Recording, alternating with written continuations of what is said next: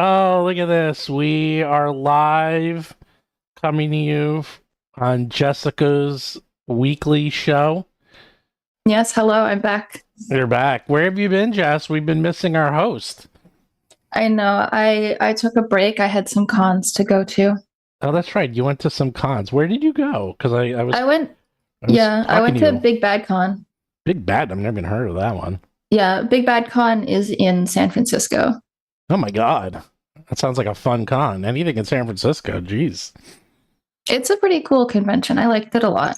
And I stayed after the con for the Monday to like walk around San Francisco a little bit and explore.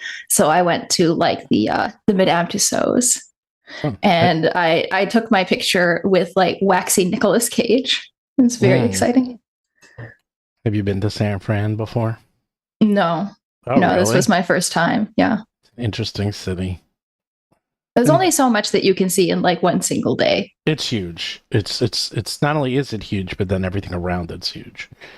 There's Yeah. it's big. I took the train from the airport to like Chinatown and then walked around Chinatown for a bit until I got up to the bay. And then that's about where like the Madame Tussauds was. Hmm. And then I took the bus that went past the Golden Gate Bridge. So I, glimpsed it from the windows of the bus and I went to the Science Museum. Wow. Science museum. That's not It something I was cool. usually do anymore. When I had kids, they're young. I used to go to. I guess I'm science museumed out because when you do it on your Mm. own, it's fun. But then when you have kids and you have to do it, it sort of ruins it for you. So, Mm. but you going to any other cons? You going to PAX? PAX Yeah, Unplugged? I'm going to PAX. I'm going to PAX. We're gonna hang out again. Yeah. Perhaps Everyone. more than we did at Gen Con. Well, Gen Con, that's your fault, Queen Yeah. Mistress of the Night. Yeah. Yeah. What's your official title? My But no, she became like the queen of the whole thing, right? the queen of the winter courts. Ugh, Ah, yeah. Mhm. see, a Queen Full Mistress. success. Full success. Yeah, my Gen Con is very busy because of my World of Darkness LARP. It takes up a lot of my Gen Con time. So there you go. There's no, a we'll be question around. about the animated tokens. How many of these tokens are going to become animated tokens? Well, I'm trying to do all of them. So when you say all of them, you mean like Just I wanna make it very clear to everyone how this breaks down. So we've said somewhere that it's like 200 Well, tokens, okay, and that's let me- because there's particular number of pieces of art, but there's yes. different tokens, one of which has the ring around it, one of which doesn't have the ring around it, and one of it's just the full piece. Is that right? And those No, are I'll break it down. So we have Okay. 7 pieces of art per ancestry, although for this one it's probably going to go up to 8. It might, yeah. It depends might. on how the Kickstarter goes with stretch goals and people Right. backing things. So what we do is we always release each piece of art as standalone art, Right. just the piece of art itself. We release it what's called inside the ring. There's a token ring, Okay. and we do it inside, and then we have a third one which is breaking out of the ring. Blah. And Okay, we give that all makes 3 sense. options for people. And people don't always like, I'll be honest, most people like the breaking out of the ring. The inside the ring is actually the traditional method.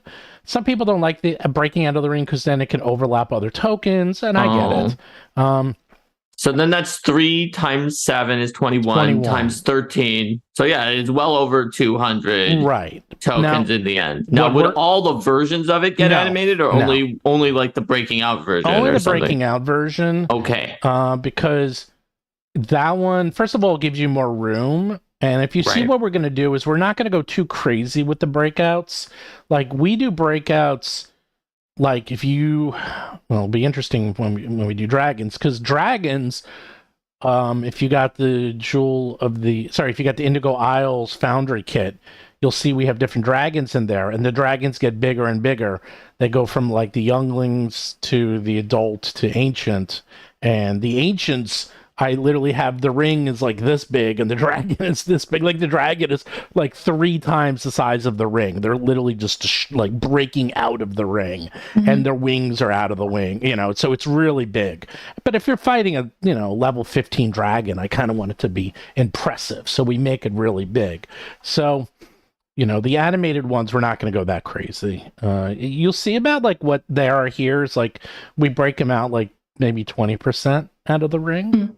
But it also adds to the dimensionality because you have animation, and then we have 3 levels of parallax. We have the top, which is the animated creature. We have the ring, and then we have the animated background, which you can't see as well, but the backgrounds are animated too. So that's 3 levels of parallax. So that makes sense. Yeah. And you have a lot of room to play with for breaking out of the ring too, just because on a battle mat, you have squares and then the ring is only a certain amount of that square. So there's a lot of room to put elements outside of the ring that are still inside of the square where you don't have to worry so much about it overlapping with other tokens. Yeah. What you can do, and this is how you do it in Foundry, you can change the zoom.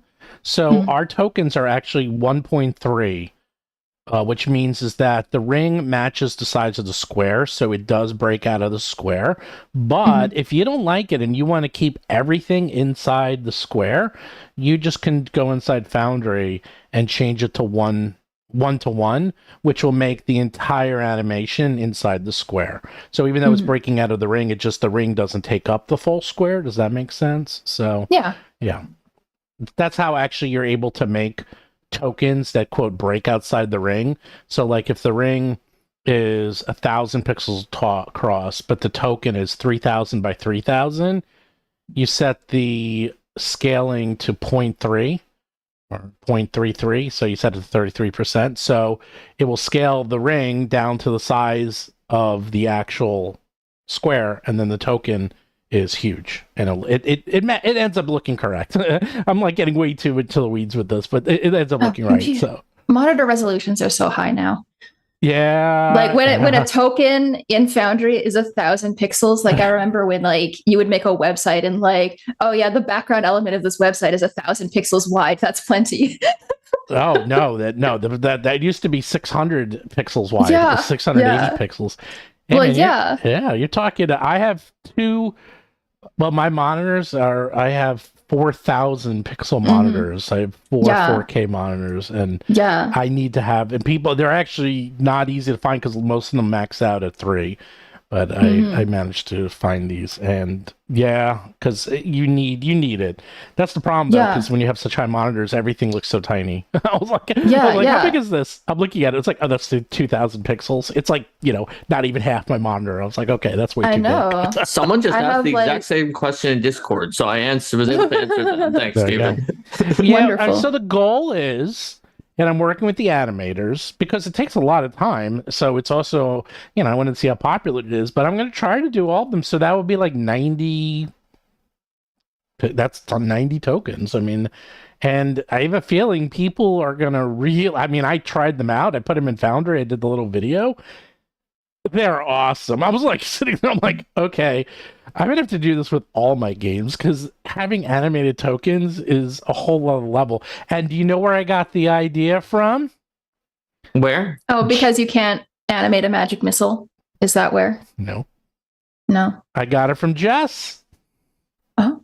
Because I clicked on your picture on Discord when I messaged you last week, and you have an animated token. Sorry, you have your animated avatar, and then a little thing that popped up and said, "Oh, do you like this animation? Do you want to buy this and add it to yours on Discord?" And I went, "Wait a second, I have an idea." Yeah. So Jess, everyone thank Jess, because if it wasn't for her shelling out $2 for whatever she did to make her the border that animated. The border that I have is one of the 3 free ones, actually. Oh, okay. But no, seriously, you were the impetus of me coming up with this idea. I only came up with it 2 days ago. Because I was trying It's very cool, though. I was trying to think of something really unique that is not physical, but is something that you just can't get. I was like, oh, we can do more art, but anyone can do more art. Like, what can you do that it's just like will add to your game, add to it, and make it more fun and is cool. And I was like, everyone likes animations, man. And and we tried it out and it worked, and thank God. And Foundry, I mean, we'll give it for anyone, as long as your VTT handles it, we'll give it to you. But it's going to be designed specifically for Foundry because Foundry can handle them very easily. And there you go. So who do we got here? We got like 55 people. Thanks, guys. Thanks for backing the Kickstarter. I haven't even been paying attention. I've been so busy.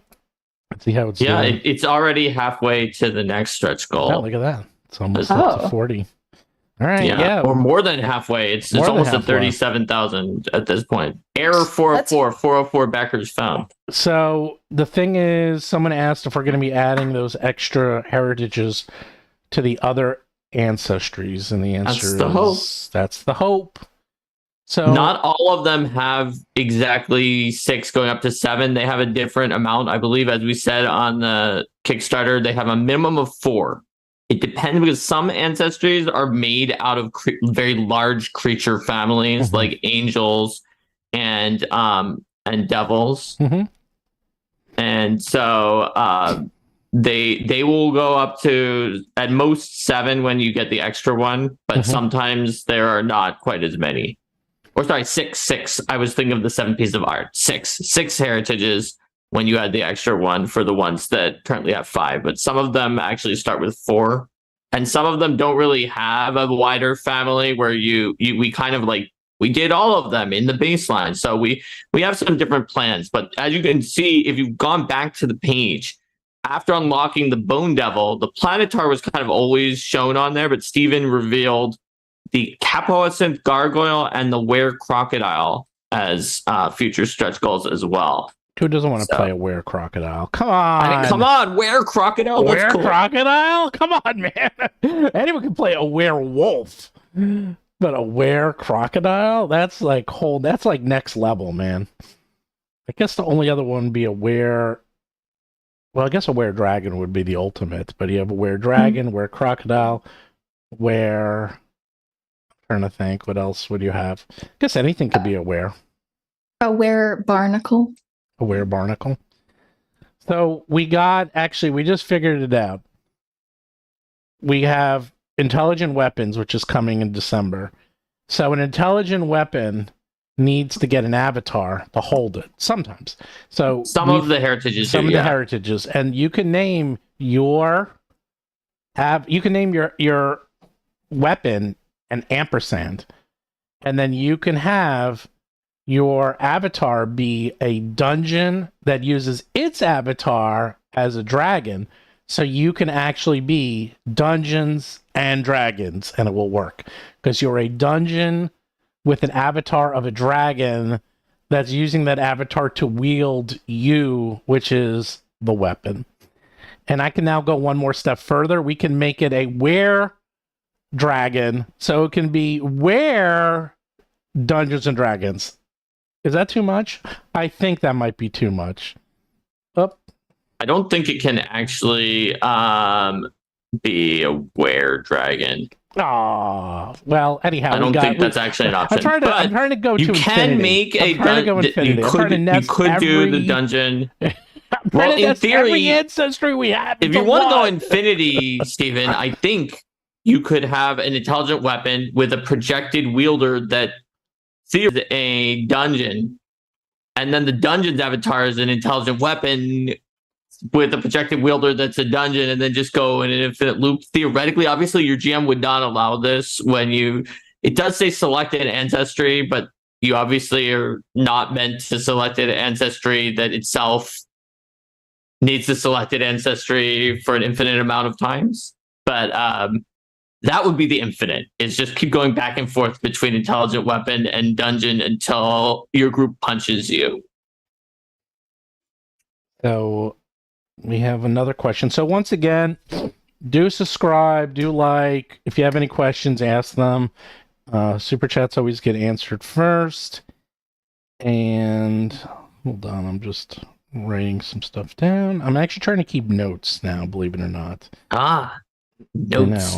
And well, so that I can actually put timestamps going forward. Oh, that's really smart to have the timestamps. People love those. Mm-hmm. Yeah, I did that last time, and people like it. So I'm They actually like keeping. it so much. So again, do subscribe, super chat if you want your answers answered, questions answered. But let's start official. We kind of started official. So Yeah, we kind of did. this is just a chat with us and Battlezoo because we're doing the Kickstarter today. But I wanted to get Jess on because Jess is going to be able to talk about the ancestry she's writing for Year of Legends. She's doing the Swarm Blood. And we're going to let her talk about the dragons that she's writing for Secret Dragons, which are the Leshy dragons, which I know everyone wants to hear about because people love Leshies and they love dragons. Yeah. And Jess is going to have to live up to that. So, Well, But so- I have some ideas. I've been going to some science museums, oh, that's it. So you're like, oh, I went to a museum. Tax write-off because I went there for work. What do you go there for? Well, I need to learn about dragons, so I went to a science museum. Okay. They had a quite lovely dinosaur exhibit actually when I was there. You have a weird There you job. They're the weirdest things that a TTRPG writer has to look Yeah. up. I think I've told a story on another version of this stream about how after when we were designing PF2, Stephen Radney McFarlane did the first design of poisons. And then I was sent over the poisons. Some of them were like hemlock and other real world poisons. And they had onset times listed. And I was like, well, I need to check to make sure that he didn't just make this up. I want to make sure these are onset times that make sense for a hemlock. So I had to like Google, like, how long does it take for someone who drinks hemlock to like start feeling symptoms, and then how long for them to die? Yeah. And it's like, now I'm probably on a watch list. Although, fortunately, I found a website that was like how to poison your fictional characters for mystery authors. And that was exactly what I wanted. Sure. That's what you told the cops, at least, in the FBI when they called you up. There you go. But there are definitely things like that that make me feel like TTRPG writers have to look up like weird and scary stuff sometimes. Well, I think all writers do. Yeah. We just, you know what? I think 20, 30 years ago, this would have been really weird. But now it's like a little bit more accepted, I hate to say. So, Jess, we'll start off with Swarm Bloods. So that's was my favorite one because I love oozes and I love swarms. Yeah.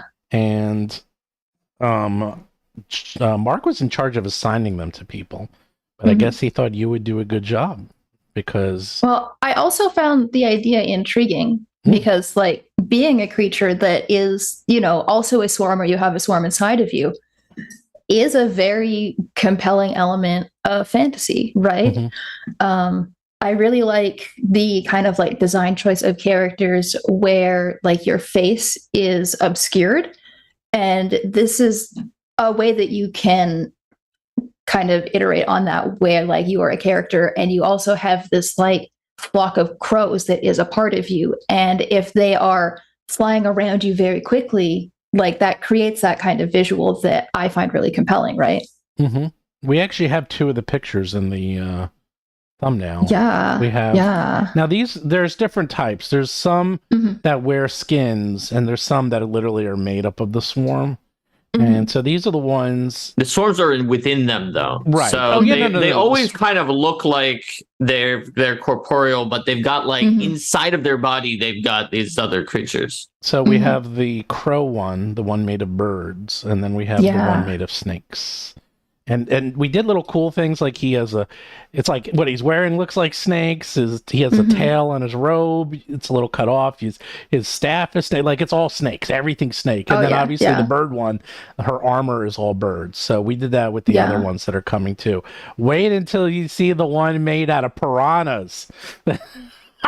Well, I'm just hoping that we're going to be able to actually include that one because that is the stretch goal heritage that you've revealed there. But now that you've mentioned it, I do want to make sure everyone knows that it's the stretch goal, so they don't get It's a stretch goal. It's a stretch surprised goal. by that. Yeah. Well, If you don't, yeah, if it you looks don't hit great. it, yeah, if you don't hit the stretch goal, this is just going to be like Steven's new NPC that is Well, for Steven's pretty use and much. Steven's use only. We've got art for it You know- because we need art to like advertise the stretch goal. Yeah. And Yeah. it'll be Steven's character. Like it's as Yeah. if Steven backed at the high tier where you get Mhm. art of your character to be included.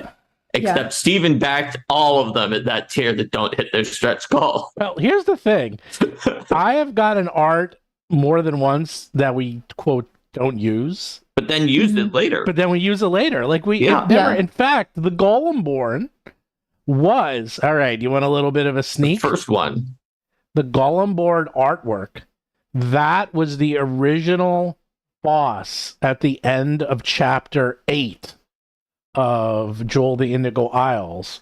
But I thought that boss was not cool enough. So then Mark and I rewrote it and added the way cooler boss at the end of chapter 8. I Wow, don't wanna that picture spoil doesn't it. even look like that much like the thing that it was supposed to be. But it looks great for a golem board. Yeah. So that was just literally extra art I had lying around. And then we needed a golem board. And I'm like, there you go. That's a golem board. I mean, it literally is. So I was like, so we got to reuse it a year and a half, 2 Yeah. years You later. never know. You never know. So eventually I might need someone made out of piranhas. Mhm. You just never know. I mean, we have a weird job. What can I say? Yeah. And if you hit that stretch goal, that person made out of piranhas can be your player character. And if you don't, then that's just going to be an NPC that will appear in a later product that you will cannot then- play. Right. The art is actually him like this with his arms stretched out, and his arms are cannons of piranhas coming at you, like in your face. And I was like, okay, that is really cool art. I was like, you gotta hit the stretch goal because you want to have like just even having that as your character. It's like I'm walking around with piranha arms. Ah, it's crazy. So when it comes to these crazy ancestries, because I have the easy job, I sit here and say, write me a swarm blood, write me a devil, write me an angel. I don't have to actually do anything. That's you two. I just Yeah. say to do it. How do you guys come up with it? Because I have no idea how the sausage is made. I'm doing everything else. I mean, sometimes having the initial idea is like the heavy lift though. Like if you have to do both, having the initial idea and then iterating on the initial idea, I find that deeply unpleasant. I would rather either have the initial idea and then just like send it off to sea for someone else to deal with, or I want someone else's idea that I am then going to build on. I don't want to have to do both of those things for the same project, right? Because when you get somebody else's just like initial idea, like for example, this is a heritage or this is an ancestry that is a swarm blood. Now just go figure out what a swarm blood is. The amount of constraint that puts on you, where you have a focus of a thing that you are puzzling out, is a much more pleasant space to be in, as opposed to just having like an entire field of absolutely anything and is totally undefined and unbound, right? Mm-hmm. And Yeah, absolutely. Doesn't Mark help you come up with? I mean, you, so like- the way a process works for us and Mhm. for Paizo when we have an external Yeah. freelance is that Steven and I and maybe other people and even online surveys will come up with some ideas and I will put together an outline.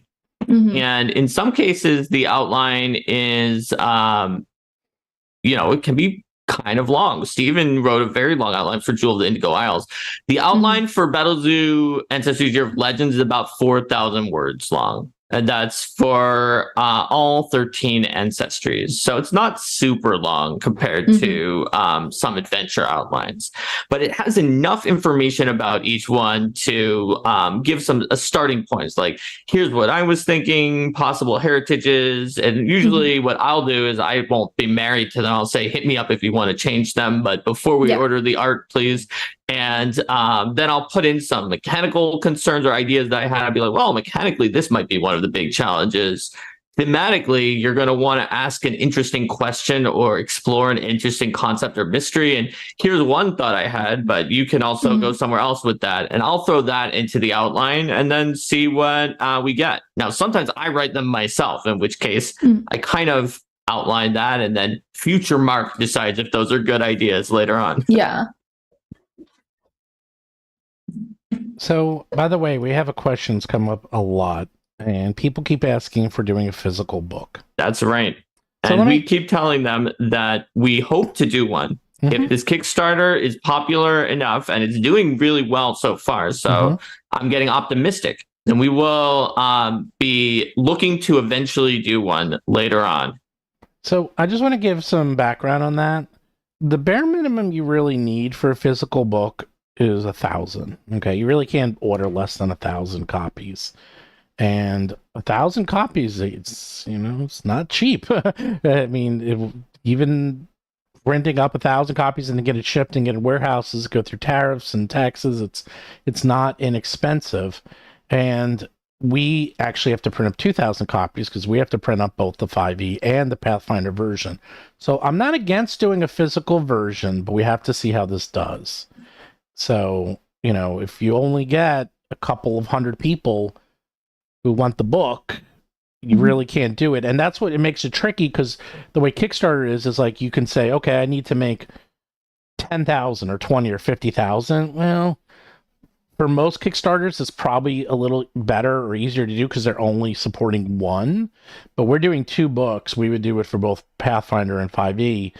And so it's tricky because you really need 1,000 for each, or close Which to is 1,000. 2,000 total people. That's actually a significant amount. And when we're looking at how many backers that we usually get on these Kickstarters, it's around there. But like World of Battlezoo Indigo Isles was actually less than that. It's a lot less.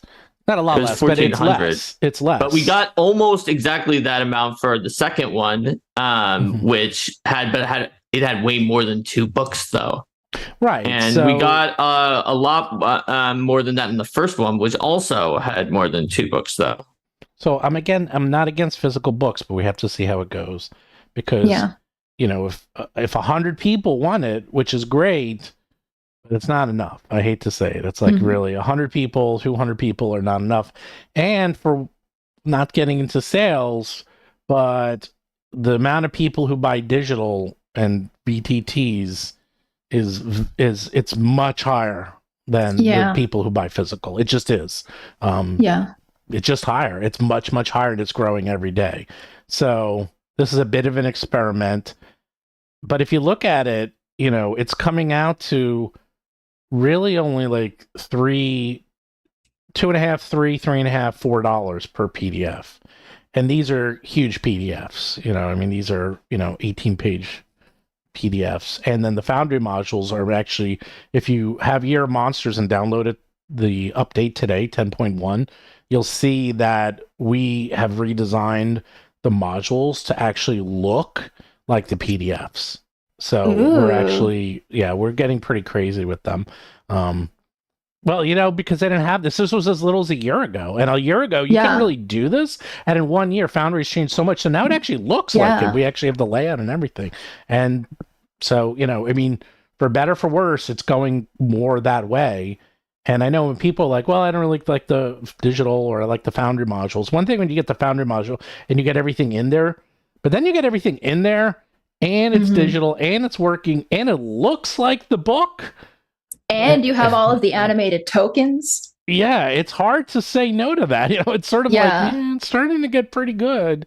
Yeah. Speaking of physical books, by the way, here is the Strange and Unusual hardcover that is in. It's not in the warehouse, but it is. I didn't show anyone this, but here we go. Ta-da! It's much thicker than the last one.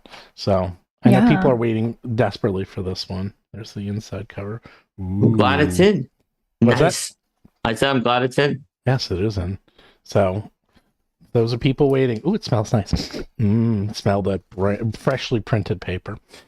And speaking of Battlezoo, Strange and Unusual, I am currently still going through entries in RPG Superstar to judge them, but I believe it is the end of the month that judging should be wrapped Sunday. up. Yeah, That's right. So at the end of the month, it's the sort of end of the week. the end of the month next week in like just soon. very few days.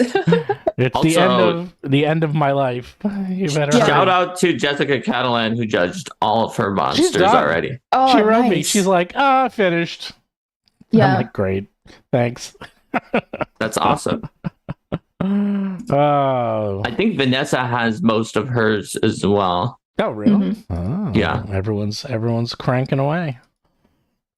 Well, I will be doing the majority of mine this week. I figured that's what always happens. I've said it. Yeah. I give you 3 months. Yeah, you do it the last week. I give you 1 week. You do it the last week. Doesn't matter. That's how life is. So there's always going to be half the judges, and it's different ones each time. I've been here enough that I see that some of the judges who did it early this time did it later last time. It's just it's life, Steven. Yeah, it's just life. Yep. I know. Yeah, but if you notice, I actually try to do things early. Well, I know I'm weird like that. Anyhow. I mean, I have aspirations of doing things early. Well, everyone has aspirations. Yeah. It's like Seinfeld. You could take the reservation, but you got to hold the reservation. You know, it's like I have aspirations, but that doesn't mean you actually do it. So, anyhow, so we talked about Swarm Blood. Do people want to talk about dragons? I don't see any interest in dragons whatsoever. We could talk about dragons if people are interested in that. We could talk a little bit more in detail about like what some of the Swarm Blood options might end up being if people are interested in that. It just kind of depends on what people want to hear about. I know. No one seems to want to say anything. How about them dragons? Okay. The other option is that we could talk about Mickey's Not So Scary Halloween Party of Magic Kingdom. Did you go? Why did you go to the Magic Kingdom again? Yeah, I went on Friday the 13th to Mickey's Not So Scary Halloween Party. How was that? It was lovely. They put on a good show. The Halloween event is, in my opinion, the best time to go to the Magic Kingdom. It is way better than going for like a full park day. Like, because they might not let you in until 4 p.m., but that just means that you get to sleep in and go to Disney, which those two things do not normally go together. And so getting both of them is a true blessing. In fact, and then because the Halloween event is like a separate event, only the people who have the Halloween event ticket are there in the park. So there's way less people. And so you get to ride the rides faster. The lines are shorter. Oh yeah. Are you there for rope drop? Do you know what rope drop is? I have never gone to a park for rope drop. That is too big an ask for me to wake up that early. But I was there for figurative rope drop for getting in at 4 p.m. with the got it. With the Mickey's Not So Scary ticket. I got into line around like 3:30. So I will teach you something new. Maybe you know this, Mark. Maybe you don't. Rope drop is you get there literally when it opens. And the reason it's called rope drop is it started at Disneyland because Disney has a rope that keeps everyone out. It's very long. It's very elegant. It's quite beautiful. And they have the people there. And then when it's time to let everyone in, they drop the rope and then everyone can stream in. And therefore it is called rope drop. So if you actually want to rope drop a park, though, you cannot get there just when the park opens. You have to be there in advance so that you can stand in line so that you are close to the beginning of the line when they actually start letting people in. Because people will line up for rope drop, which means if you get there just when the park opens, all of those people have to go through security and get into the park before you can get in, which means those people are already on rides or in line for rides by the time you get into the park. Yep. So now you have learned the term rope drop. I've been to rope drop many times. Oh, it's too early for me. Yeah. Even Epcot rope drop is too early for me. Yeah, I've been to too many rope drops, but let's see, what are people saying? Today we're having kind of a very casual. How about the dragons? I really like the look of the floral dragons. So you are going to write Leshy dragons. So I'm going to say a little bit about what we're going to do with secret dragons. I'll follow my lead because I'm going to figure out how much we'll spoil right now. I will tell you what we're going to do. Secret Dragons we've been secretly working on for half a year, maybe even There have more. been hints about it that have been even before that. If anyone has been following our newsletters, we did a something called Dragon Overlord contest, Right. where different dragons were voted for, and then they won, and then they went to a final round, and the Silver Dragon won. And her speech on accepting as overall Dragon Overlord was that she was sending out the Draconic Sage Calazandrax to go to find all the hidden dragons of the world that other people hadn't been paying attention to, and to bring more information about them. And that was like a year ago or something like that we did that, right? Something like that. It was. And so that was a hint. And some people figured out that that was not just flavor text at the end. And to all of you, bravo. But yeah, we've been working on this for a while now at this point. So the Dragon Overlord has sent out how do you pronounce her name? Calazandrax to It's a classic dragon name. To find all the secret dragons and all the dragons in hiding. And they managed to find lots of dragons that have been rumored to exist, including several new families of dragons. One of which that's the only one we'll talk about today, is Leshy. There's others. There's lots of others. And Leshy dragons do exist in the world. They're very different than your traditional dragons. And one thing I do want to say, not any of the other secret hidden dragons, is that people keep asking about the Paizo additional dragons that are coming up for the remaster. And so we're going to need to see in the final remaster, because some of them have names that sound very similar to existing Paizo dragons that we already have. So for instance, there's like the Diabolic Dragon, which sounds very similar to Infernal Dragon. And the right solution for that one might be to say it's an alternate name of this existing dragon. We'll have to look to see whether the lore jives with that. But for the ones that are just obviously brand new, like Mirage Dragon, that never existed before, you know, those suddenly appeared. They can have a home in Secret Dragons too, right? They're secret. We haven't done it before. People wanted those dragons, and Secret Dragons, which like, we didn't know there was going to be a remaster when we started teasing this product, but it turns out it's a good place for them. Yeah. In fact, we're going to try to include all the new remastered dragons in Secret Dragons. Either include them, or if they seem to be like overlapping, almost exactly the same as one of Paizo's dragons that we already included in the original, then we'll do something for that, right? Yeah, we'll figure it out. I mean, it's not out yet, so we're a ways away, because that's not till like March next year. So we have time. That's actually one of the reasons. So I'll tell you some more secrets. This was supposed to come out around now. We were going to do Secret Dragons, but we were going to do it instead, like before World of Battlezoo Indigo Isles, maybe like before. It was going to be the Kickstarter that came out before the Year of Legends Kickstarter, maybe. Yeah, we were going to maybe do it in the summer or the fall, but what ended up happening was once they did the remaster, and they said dragons were going to be a big thing that was going to be changed. Yeah, and that was like such a big part. It wasn't like, oh, we're just doing. It was like up there in the top. I wouldn't even say top 3. The top 2 items is like we're redoing all the classes and we're redoing the dragons. So I was like, okay, we gotta wait. And everybody's just like, can you do the remastered dragons? Can you do the remastered dragons? Like, we've got to wait for this. We've got to include it. We can't just put out the ones that don't have it. I wasn't going to do it a third time too. I was like, okay, I'm only going to do this once. Not that I'm not going to do more dragons, but it's like I really didn't want to wait another year and a half to do a third dragon book. So I was like, that'd be late too. Doing it right after the remaster is a great time. Which is where Indigo Isles sort of, remember I said we did that one very fast, and that kind of came out of nowhere. That's why it came out of nowhere, because we're like, uh-oh, our dragon book just got delayed like half a year. So now what? And that's why that happened. But it actually is a good thing, because now we've just been adding more dragons and more to it. And the 2 things we're adding is, yes, these will all be new dragons, new lore, new feats, new playable dragons that you can play, and we're really mixing it up. And the creature stat blocks. And the creature stat blocks, so you'll be able to play them and run them in your games as monsters. But there's one big secret that I will reveal to everyone who's watching. We haven't told anybody this. Obviously, we told Jess and the other authors. That we are going to have the Great Worm Dragons as well. What are the Great Worms, Mark?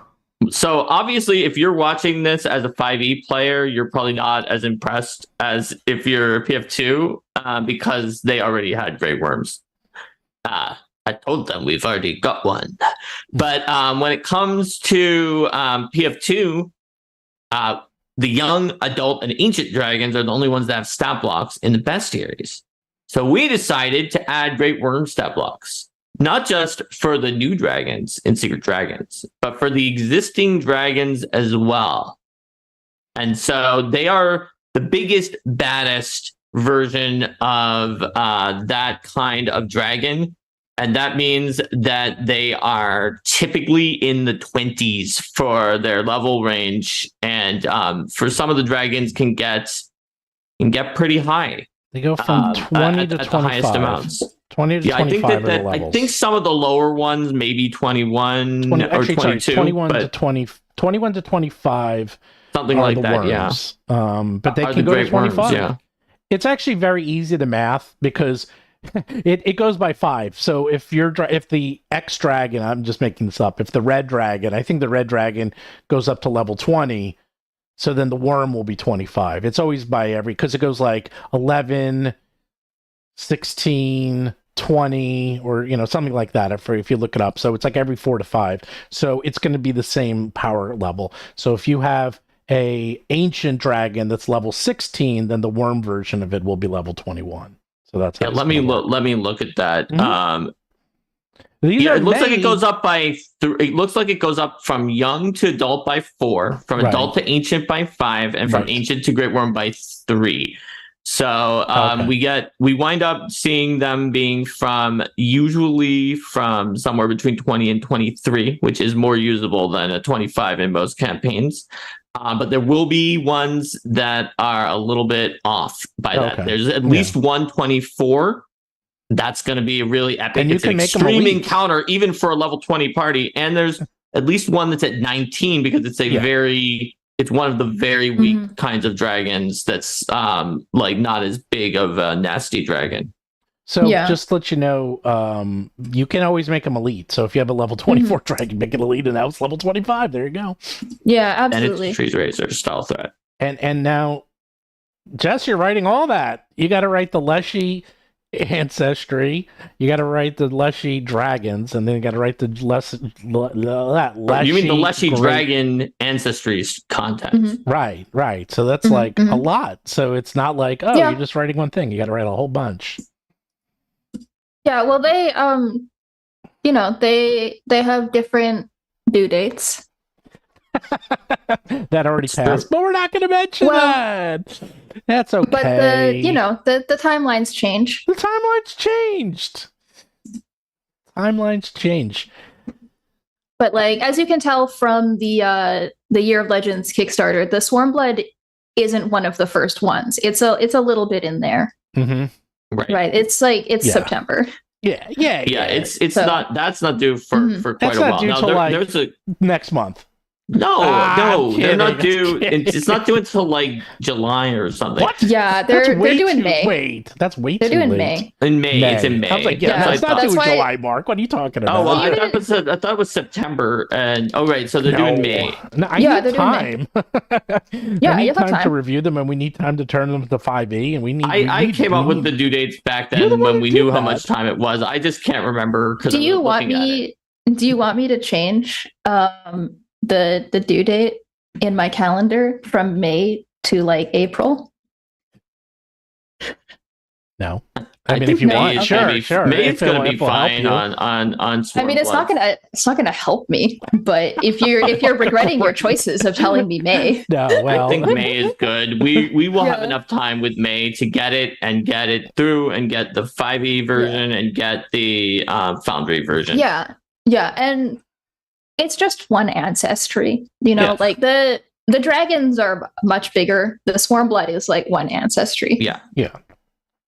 So there's a question in chat. Do the Great Worms have any cool new powers? Jess, do you have any examples? So one of the dragons Jess is doing is the Toadstool, which you may have already seen because we already released the young, adult, and ancient version. But now I am taking what was already created for the Toadstool and imagining like what would the Toadstool Great Worm be. And so the Toadstool had its like reaction that all dragons have a reaction that is like unique to them, and the Toadstool had its reaction where like the mushrooms and fungus and stuff on it explode and deal like damage to people or whatever that are attacking it. And so I was kind of imagining how you can take this reaction and take the like when it dies it explodes, right? And so how could you take those two things and imagine them into another thing that makes this great worm just more deadly along those same lines, because this is the big one.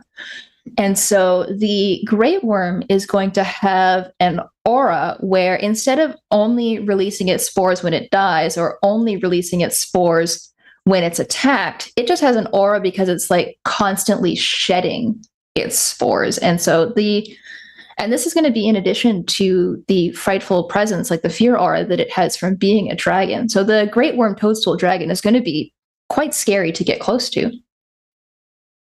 Yeah, I don't know if it was me or you, Mark, who came up with the Great Worm. I think it was me. It's probably both of us, but it was one of these, like, because I really like the super high level dragons, not even so much as something you can fight, but as NPCs. Because I always feel that, like, there's always in the back of your mind when you're, when you have an NPC that's like level 16 and you're like level 10 and you're like, oh, they're way too powerful. But then once you start getting up there and you're up to like level 15 or 16 or 17, you're like, I can take you. It's like, why am I listening to you? You're below me. And this has happened to me in lots of games, and they don't always act on it, but they start getting a little bit of an attitude with the NPCs because they're like, you're below me, man. I've passed you. But you get a great worm, and you only go to level 20, and the worms really mostly start around 1920 and go up from there. And dragons are just more powerful to begin with for their level. That will probably never happen. So even if they get all the way up to level 20, that great worm NPC is still going to put you in your place, no matter what, which I like. So I checked because you seemed interested. It looks like when I was coming up with the outline for what we could add, I put it on a list of options because I knew you liked high level content and NPCs and things like that. And you said that's definitely one of the ones we should do. There you go. Well, it's happening to me now because we're doing Agents of Edgewatch, and these guys are level 15. And they're actually about to hit level 16, which is awfully fun because, boy, they just like someone almost got a limb cut off and they were just like, regeneration, I regrow your limb. I was like, damn, this is cool. I'm like, this is more fun for me as the GM. I'm going to start cutting off all your arms and legs if you could just regrow them. Yeah. Well, they don't regrow them. They just reattach them. They literally take up your arm and put it back, and it's like, okay, there we go. It's back. Hey, I'm not the one who wrote that. There's a creature in there, Mr. Snips, who has scissors for hands, and if he crits he takes off one of your limbs. So I didn't make that. You did. I love the zombie undead archetype. One of its feats that it can take is that if it loses its arm or chooses to remove its arm itself, its hand becomes like a minion and gets the familiar trait. Yeah. Yeah. and what's it? The skeletons, can they like throw their bones? That's from the beginning. Yeah. It's like they throw themselves at you. So the skeleton is so good. But they do, I do see it when they get up to level 15. you start seeing attitude. You definitely start seeing attitude from the PCs. Even when they're going up, It because they takes were up until level 15 for your PCs to start giving you attitude. You're blessed. because like I knocked them down so hard. Mhm. Oh, No, you're so seriously. mean. Really? Well, they're up against the crime lord, and this undead crime lord's like level 17 or 18, with literally surrounded by like 50 high level ghouls, not even like regular ghouls, like high level ghouls. And like, I think we could take him out. I'm like, dude, you're going to die in one round. You won't even make it past one round. The only time I saw them get humbled is when all of them plus NPCs fought a lesser death. And in one round, not only did they almost all die, they couldn't even touch him. And when they did try to touch him, he teleported to them and attacked them and almost killed them. And then they realized, yeah, we're done with this one, and then ran away as fast as they could. Lesser Death is like beyond OP. That's like the strongest monster in the game. And that's Well, what don't I worry. want you to do, Jess. I was about to say. want your worm to kill Lesser Death. Hell, I want So it to the kill difference between Death. Steven and me is Yeah. that this is true. I was literally talking to Jess earlier today about like an ability that might be able to just like interrupt PC's movements with a very high chance of just interrupting your movement, causing you to become grabbed, and then you have to escape, and you're basically your turn is out. And I even said after Lesser Death, I sometimes feel pity for high level parties. So we're going to need to try to be not too nasty to the high level people. That was like literally a thing I said where Stephen said we have to be nastier than Lesser Death. So that's the difference between us. You said that to her? No, literally today. We were talking That's about so it because weird. I have a couple reactions on a couple of the dragons where I'm like fiddling around. I'm not sure which trigger I want to be going with which ability. And one of the potential combinations is that like a manipulator move action triggers getting grabbed. Yep.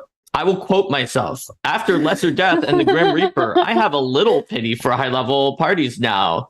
Laughter emoji. In PF1, I had zero pity for high level parties. Oh my God. We really do share the same brain. That's so weird. Well, it's the opposite because you were saying now that I've seen how strong the Lesser Death is. We share the same brain, it's just in different ways. Yes, it's true. That is really weird. Yeah, it's really specific to come up. Well, Lesser Death is there's very few creatures in Pathfinder that I feel are like way too powerful for their levels. Was it the OTR? There's some that are a little strong, like Mukrati can be a little strong. Gibbering Mouther just has very good action economy, and that can be a big problem. Yeah, it's actually not hard to beat if you know exactly what it can do and deal with it in that way. But if you don't and you just go up to it, and its action economy is wild. Oh, it'll rip you to pieces. Oh, but its movement speed is bad. Yeah. And its spittle has an absolute range of 30 feet. So if you know for a fact exactly what the Gibbering Mouther is going to do, and you can stay like 100 feet away from it, say, and the battlefield allows you to do that, then you're done. Like, you're fine. You're going to win because it will never reach you and it will never do anything to you. But if you go up to it and like, let's fight this big pile of eyes and mouths, it's gonna get nasty very quickly. So by the way, we just hit the next stretch goal. Okay, yeah, I started typing an update because I saw that we were close. Okay, there you go. So when you build, how do you build a really high level monster? I mean, the highest, so I find the two hardest monsters to create are really, really low level monsters, like CR half, which I've done. And, those are, I mean, they're tough because you just have to do story. Like that has to be all lore, all story because they don't have anything else. They're not a threat. So you really got to make them personable and fun. But then you got the other end, and I've done that too. I have worked backwards. I had to do the family of boogeymen, and I did 3, and I worked from the top down. Like I made the top level, which is the boogeyman, and then I went down to it was the bogey and then the boggy, which was like the lesser, and then I take things away from them. and that's the way I've Okay. done it. So I don't know how you do it when you build. Yeah, well, in the case of like the Toadstool Great Worm, I already had the existing Toadstool dragons to work off of. That's great. So it was a matter of looking at what was already there and then imagining how can this be more? How can this be like the big boy? What can this one do that is reasonable for it to do within the game, but makes it like take the abilities that already exist, but like crank them up to 11 so that they are those abilities, but even more. And so, like, for example, do you remember how much you like random tables, Stephen? Yes, I sure do. Yeah. And so you had the Mark put the random table of like the spore breath weapon onto the Toadstool Dragon. And I don't want to mess with your random table, right? That thing's great. And that is what the Toadstool Dragon does. But if I wanted to change that for the Great Worm, like what would you even do to make that even more? And what I ended up settling on was, you know, the old classic roll twice and take the result that you prefer. That's a good way. What I've Yeah. done. That shows the power and control, the Mhm, ultimate control mhm. that these Oh, that's great a good worms idea. have.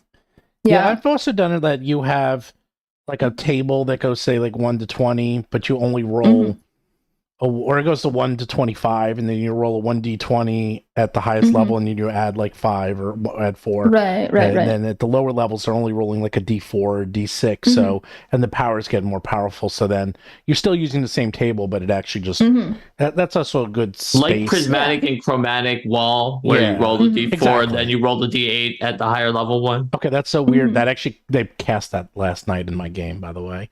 And Well, we maybe rolled, that's and why they- you were It's a thinking classic. about it.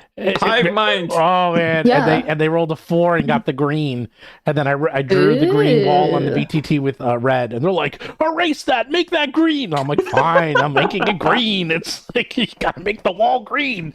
Like Yeah. silly people. But yeah, when I'm doing a high level creature or any creature, but particularly a high level creature, like just starting from a blank slate, do you want to make sure that everything that it's doing in combat is like memorable and interesting for the players, right? Because you don't want to deploy your high level creature and then like, oh, it strides and makes a strike and then its turn is over. Like that's not memorable for the players. And if you're deploying something like a great worm, you want everything that it does in combat to be like evocative, to be a story moment. Got it. Yeah, it makes sense. You need it to be cinematic, so it feels like this is the big thing that is coming out like at the end of the movie. Yeah. And so with Pathfinder 2 creature design, I mostly just try to imagine that I were running this creature in combat and then try to imagine what kind of action that I would want to combine with other actions. So like if I were striding, how would I want to spend my other 2 actions on this creature's turn in a way that would make sense, would be interesting, is in line with what this creature is, and just make sure that all of the things that the creature has can combine in that way, in a way that is satisfying for the game, that makes sense to the GM, and is going to instruct the GM to run the creature in that way. Because one of the worst things that you can do that happened a lot in like PF1 or in 3rd edition D&D is you'll have this massive creature stat block and it has so many powers and so many abilities and it's just overwhelming and the GM doesn't know what to do. And it doesn't matter how interesting that creature's abilities are. If the GM isn't directed towards using them, they don't get used, and then they might as well have not been there. Absolutely. It's very sad, and it is a big problem with like Swiss Army knife creatures, especially with spell-like abilities in older editions. Yeah. So give me an idea of, do you come up with some of the ideas of the abilities based on the art, or do you go backwards? Because like these dragons like all have to have a theme. Yeah. And you know, obviously when you have, you know, red dragons, the chromatics were easy. They all had like acid and breath attacks, and then you had others that had like energy weapons. But then you have Leshies, and we're starting to get to the weird ones, the secret ones. So now they have to have different types of attacks, things that just can't be seen or not seen before. And you're like, there's only so much space. There's only so many ways you can attack. Right. There's the art, and then there's also referring back to the Leshies in Pathfinder and what the Leshies can do, and then deciding how much inspiration do I want to take from a Leshy type for a corresponding Leshy dragon. Like for the what is it? The flower Leshy dragon, right? The floral dragon. Yeah, the floral dragon. There are a couple different Leshy player options in Pathfinder that are like flower themed, but some of them are things like the lotus Leshy that is kind of like an aquatic flower. And then that gives you the choice of like how much kind of like aquatic flower themes should the floral dragon have versus being completely separate from that. Right, especially given that there's sort of like the kelp dragon that is associated with the seaweed Leshy. It's always a good question. For art, I found that I rarely can get too inspired in the mechanics by the art, because usually my mechanics are there before the art. But Eldamon is an exception, because of the fact that the Eldamon were so specific and required so much concept art that they generally had the art pieces in time that I could look at them carefully and decide what the form abilities were going to be to make sure it was something that actually shows up on the appearance of that Eldamon. So it's a lot more, I would say, a lot more of a collaboration with the artist and the mechanics than usual, when it's like, I've got the mechanics, now I just hope the art looks like what I hope it looks like. So here we go. We have with Starfinder 2 on the horizon. I wonder if we're going to get cyber dragons. Let me tell you something. I love cyber dragons. So maybe there'll even be a cyber-esque dragon in Secret Dragons. Maybe you won't have to wait that long. Maybe. Let's see. When designing monsters, does having good action economy factor into the balance?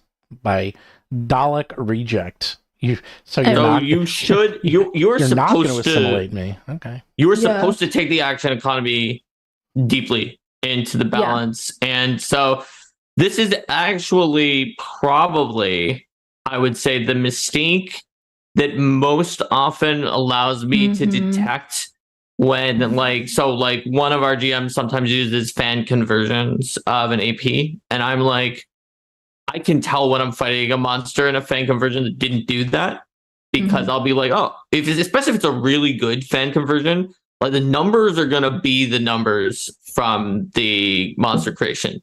But the secret is, or not even secret, just the fact is, you should not be using those numbers if you did enough action economy or multiple attack penalty, like manipulation.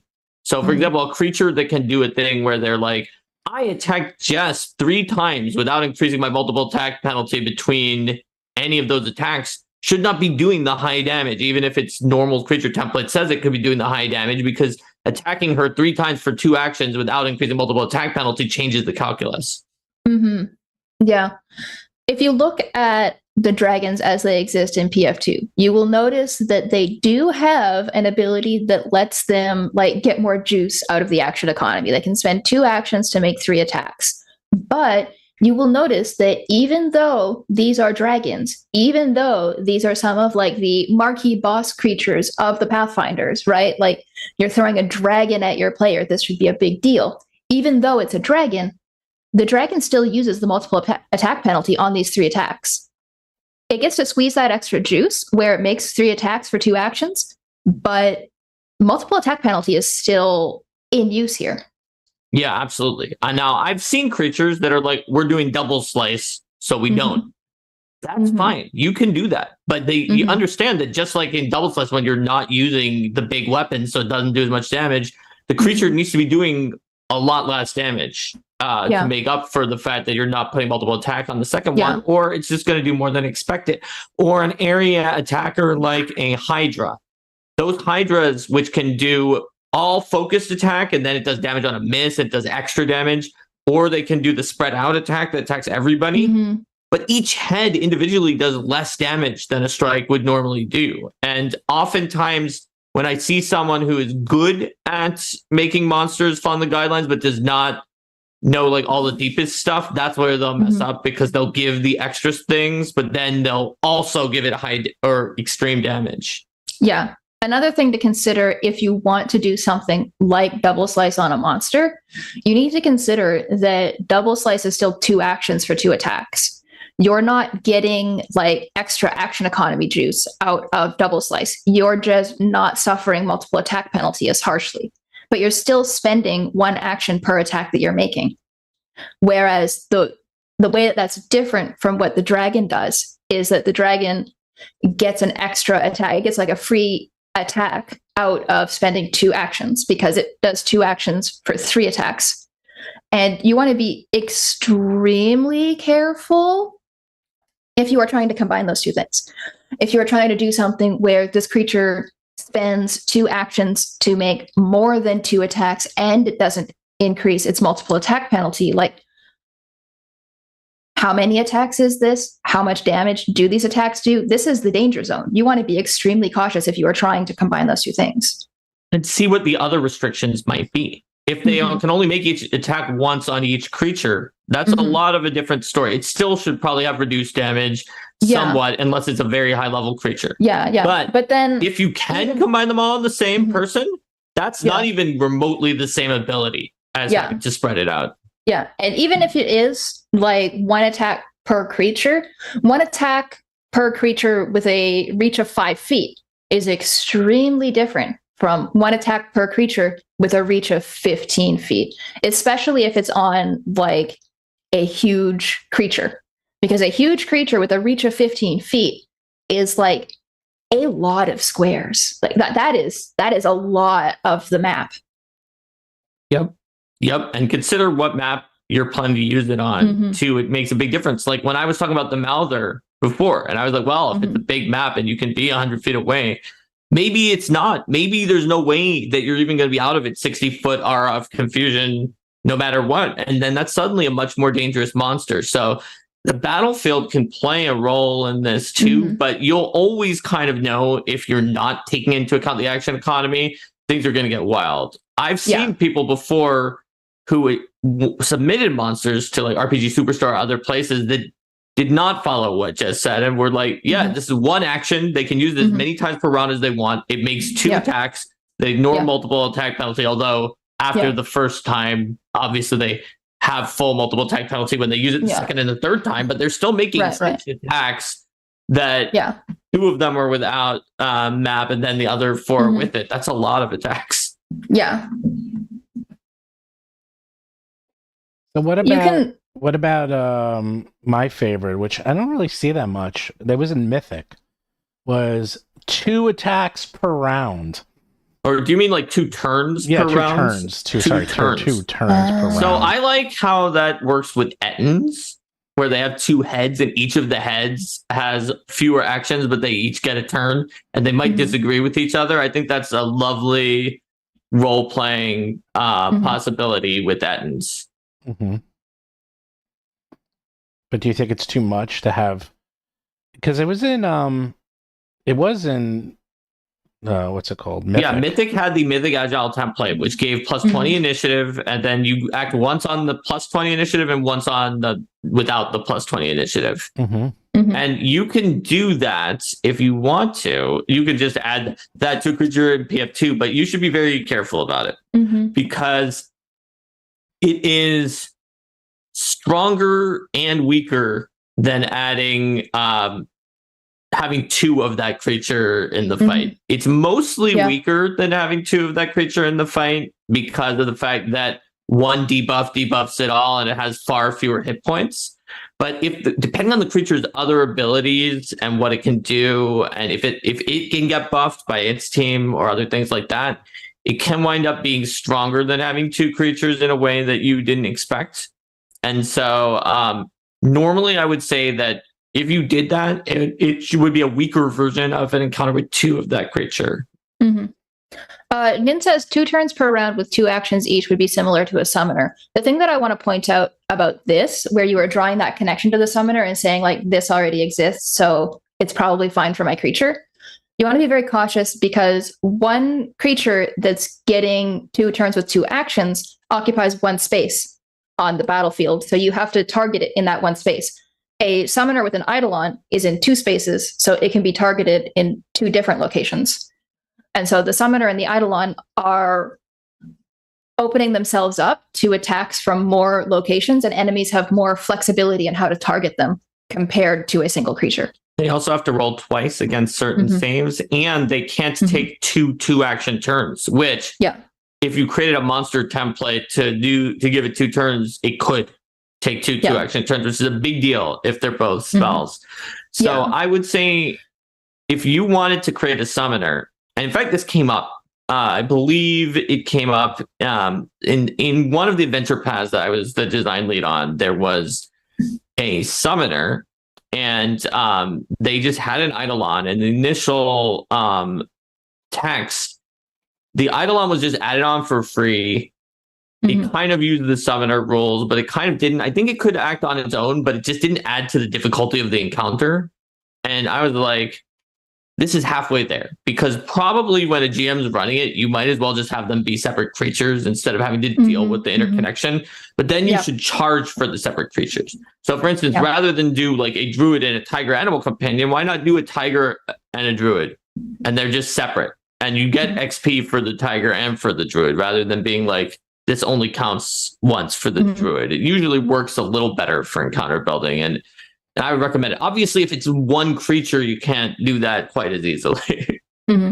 Yeah, there are lots of things that you might look at player abilities like double slice and think like, oh, there's precedent in the rules for increasing multiple attack penalty after making more than 1 attack. Therefore, it's okay on the monster. But you need to understand the place that abilities like that occupy within the rules before you start modifying those rules and the way that those kinds of abilities interact with the system.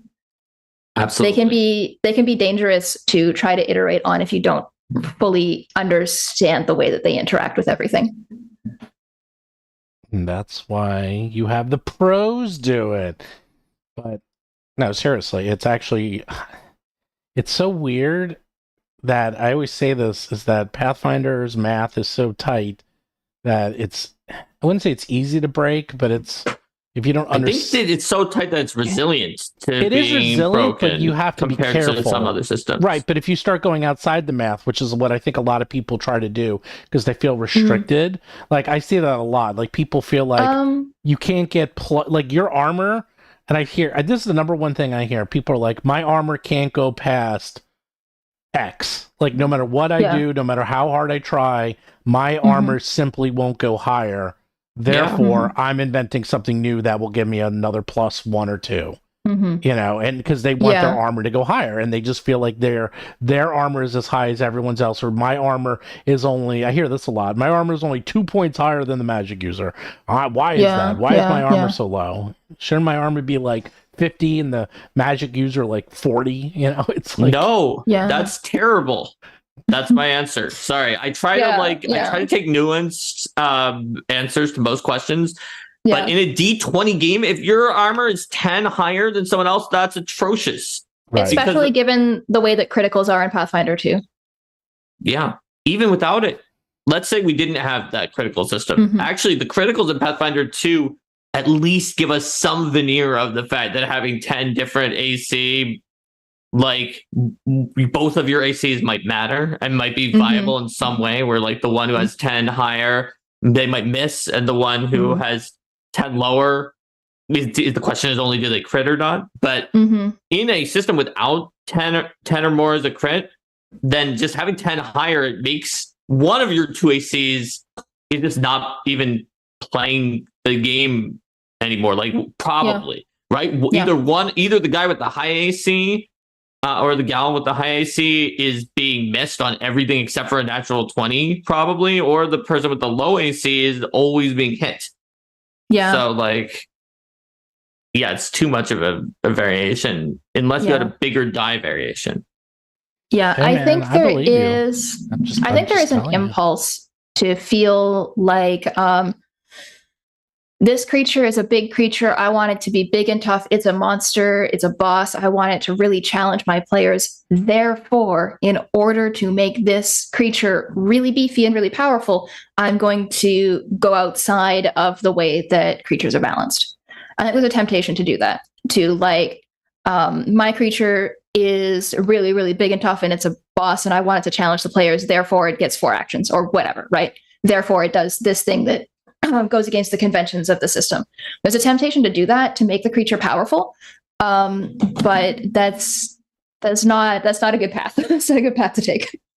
You want to, because doing that messes with the strategy of the game. Like Pathfinder 2 can be a very tactical game where the player's choices in the combat matter. It's not just like what choices did you make building your character.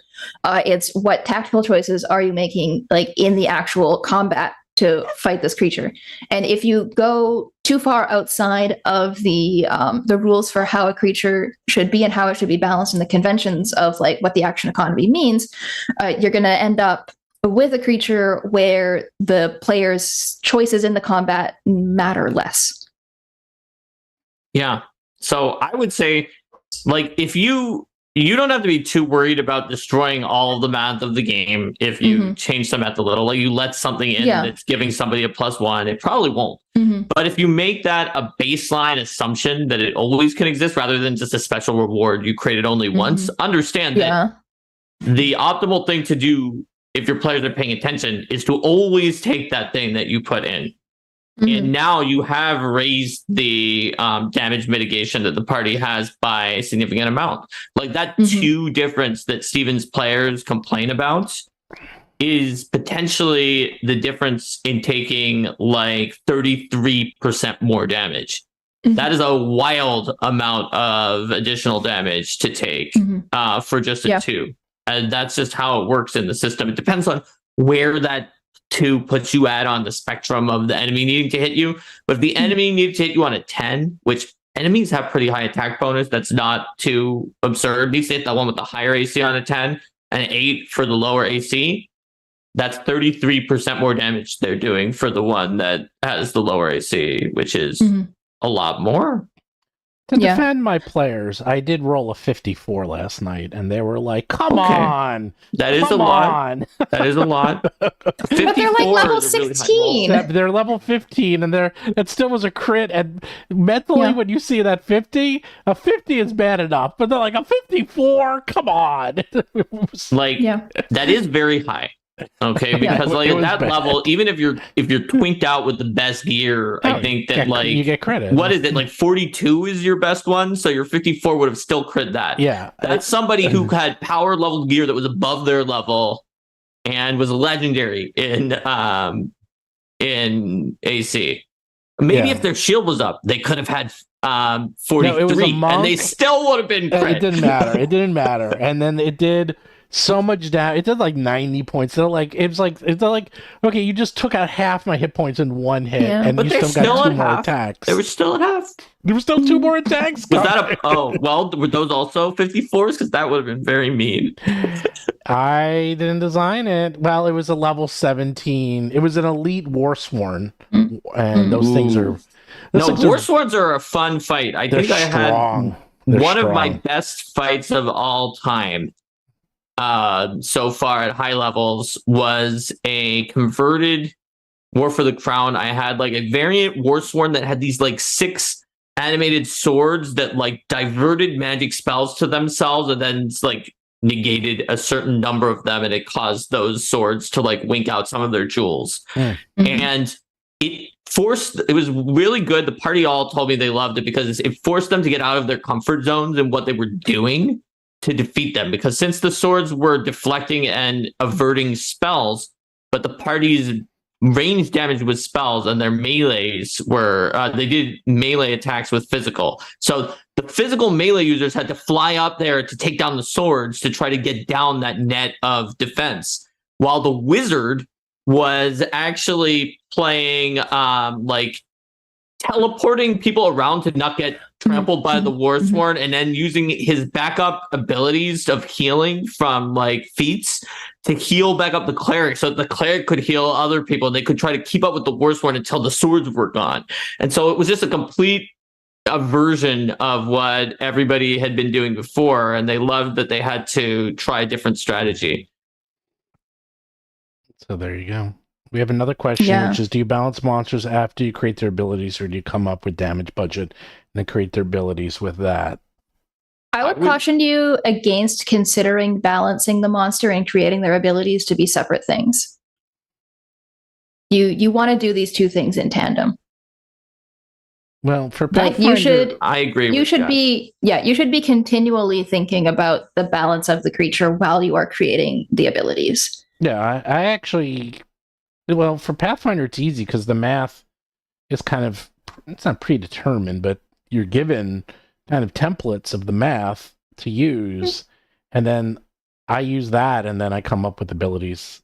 Right, yeah. But Mark and I have been talking a little bit about things that you can do to like increase the example of double slice, right? Mm-hmm. Making 2 attacks for 2 actions, but you make both of them at like your full multiple attack penalty. You can do something like that, but if you do that, the damage budget that you have been given in the monster creation rules is not the damage that you should use for an ability like that, because the damage that you are given in the monster creation abilities is the damage that you should use if multiple attack penalty is being applied normally. If you are starting to mess with and tinker with the multiple attack penalty, you also have to tinker with the damage. Yep. So it's an iterative process. You do them together. Mm-hmm. You're not just going to be like, good gosh, no, I definitely would never be like, I've got all my numbers. I've done them first. I'm done. Well, they're set and they're set. Mm-hmm. I'm never going to change them no matter what. Now I'll start coming up with all the abilities, which I didn't know what any of them were, but I just had all the numbers first. I would never do that. Yeah. Or vice versa, where I create abilities. I might actually create most of the abilities before coming with the numbers in that direction, but not the other way around. I will often, like when I'm creating a monster, one of the first things that I often will do is I'll start with like a blank stat block that has just all of like the section headers that I want filled out.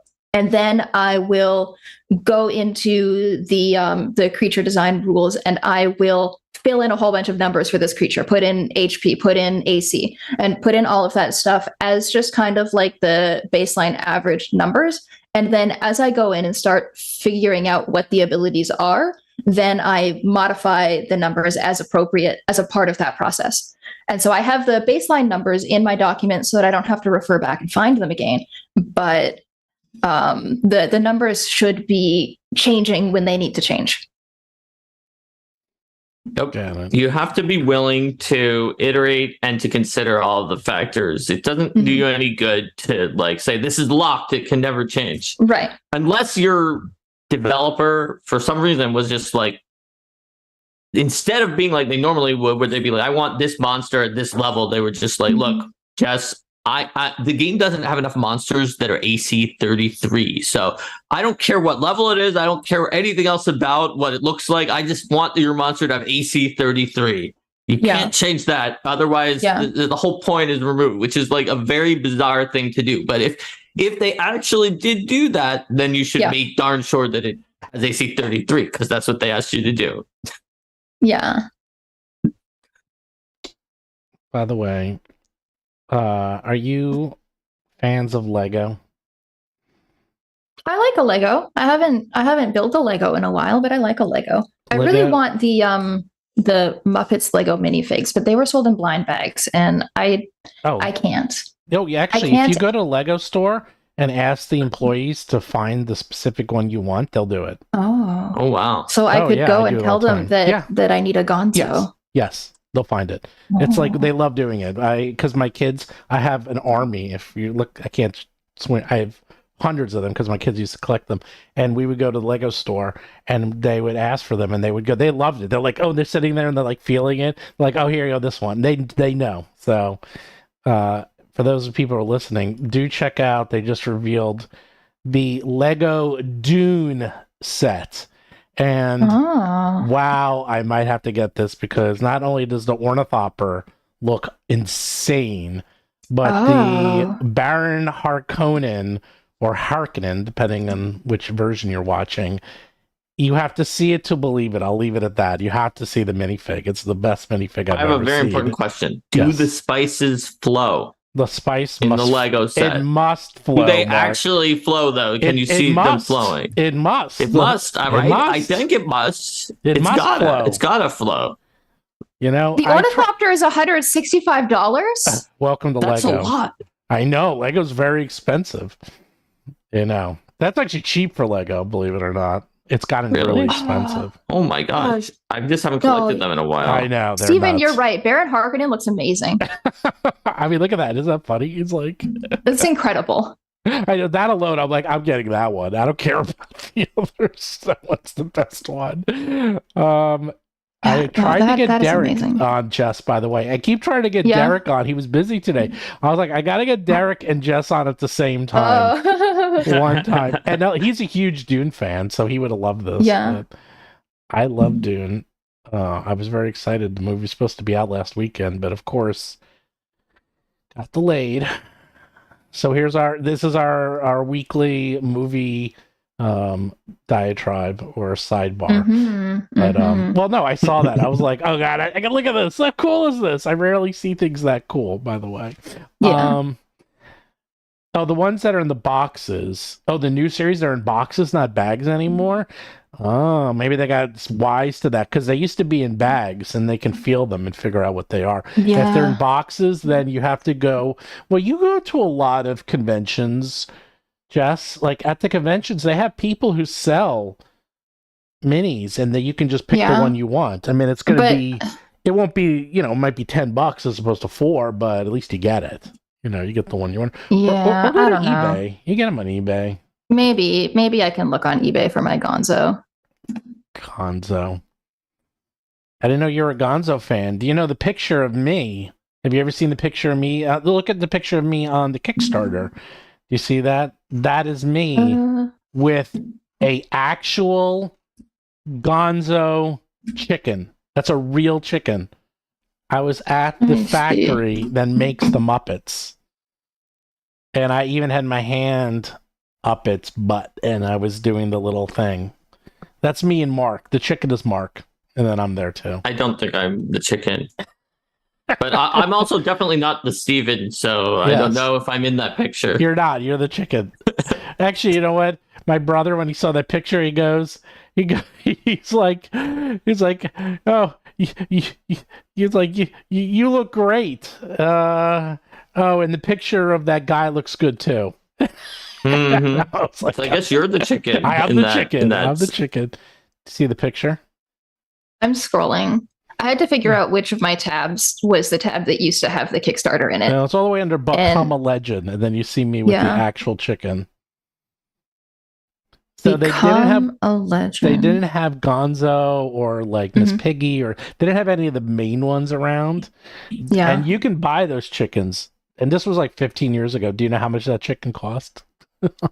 How much? It was like $5,000 or something. What? That's a lot. Yeah, they're very expensive. They're handmade. I mean, wow, that explains and the quality is handmade insane. Chickens. Yeah, look at that thing. But it's an actual Gonzo chicken. It's one of the real ones. Well, I guess that's why.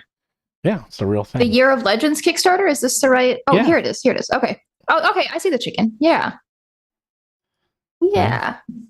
We did a Muppets episode recently on Legend Lore where we built, Lauren and I each built 2 Muppets each, I believe, in Pathfinder. Really? What did you build? Yeah. I built Gonzo. Oh, and of course you did. I built Miss Piggy. And of course you did. There you go. Stephen, what if you were building Miss Piggy in the Pathfinder 2, what class would you make Miss Piggy? Miss Piggy? Because in my mind, there are only 2 correct answers. I mean, she might be a monk because she looks. That's what I did. That's what I did. I made her a monk. I forgot the hi-ya. Yeah, that makes sense. Monk. Yeah, because she always does the karate chop. The monk with the celebrity archetype. I was going to say celebrity archetype. I was like, that's not a class. Well, Right, yeah. That's you answered exactly the what I question would have before I done. could even answer it. Okay, Yeah. there's my answer. Yeah. So barbarian, I agree. Barbarian is the other I was acceptable going to say answer in my barbarian. mind. Yeah, Actually, she that's does what I was get going to mad say. and attack. She So. she rages. She literally rages. Yeah. So she's like, If you were doing free archetype, then you could make her a monk with a barbarian dedication and the celebrity. And the archetype. celebrity, yeah.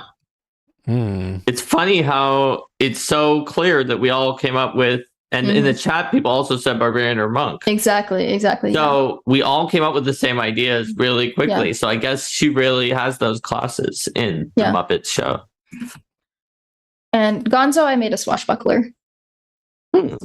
Really? I can see that based on his personality and style. Yeah. Isn't he always like inventing things for stuff? Wasn't he like He's like blowing up? He wants to be like a magician. Right. Oh, did he? Yeah. Oh, He's Gonzo the Great. Gonzo He the does Great, that's right. he does like stage tricks and effects and I stuff. have not watched the Muppets in like 40 years. Maybe there should be a stage magician style for Swashbuckler that does stage magic as their sort of with way to thievery, gain Mhm. right? Yeah, because and then that's for Gonzo. Yeah, because there isn't a thievery swashbuckler currently. So I agree. If there was a thievery swashbuckler, it would be all about doing up close magic. Mm-hmm. You guys are weird. No, we're game designers. Like, what do you do for a living? You're like, I think of imaginary creatures I think of imaginary puppets and figure out what imaginary classes there'll be in an imaginary world and an imaginary game. No, that's my hobby. Coming up with silly descriptions of jobs is half the fun. Remember when Alex went to see like Biden at the White House, and then I think United Paizo workers posted a funny thing that Alex did then put as like his bio in certain places that were like, this is Alex, and he tells people which imaginary elves they're allowed to play. As like his, it was something very similar to that as the description of what he does, which was just a hilarious deconstruction of the incredible amount of effort that it takes to to coordinate and organize play campaign. This caption was so good. It was a okay, so the full photo is of Biden, Kamala Harris, Chris Smalls, Alex Spidell, and then a bunch of other union organizers. Yep. And the caption on the United Paizo Workers blog is one of these people has a job that involves telling people what kinds of elves they are allowed to pretend to be at public events. Yep.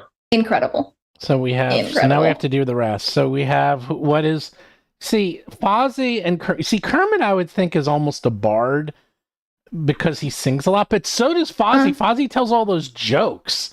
So Fozzie's I think kind of a bard. I think he could be a joke bard. Yeah, I mean, Fozzie's definitely a bard, and just because Kermit sings so much, and he's pretty gentle, he might be a champion, like a redeemer or something, because he's so gentle. I don't know. He's pretty gentle, so I was thinking he's more like a bard, someone who doesn't really want to fight. He's sort of, I think and I would he's the probably mastermind. I think I would probably make Kermit as a bard. Yeah, I think I would too. It's just that Fozzie is such a good comedy bard. So maybe they're both bards. Fozzie's jokes are terrible, but that's why he's like a debuff bard. Yeah, exactly. Right? He gives you his jokes are so bad that he does Dirge of Doom with his jokes. Yeah. And then we had someone asked about Statler and Waldorf. Oh, Andrew Mullen made a joke that they're a sniping duo. Oh, they could be. They're snipers. Archetypes. That's right, because they're sharpshooter snipers because they're always like ripping on people. Mm-hmm. Here we go. We don't really have any wizards or magic users, really. I guess. Well, we have Honeydew, and Honeydew is definitely an inventor, right? Because he's always inventing things.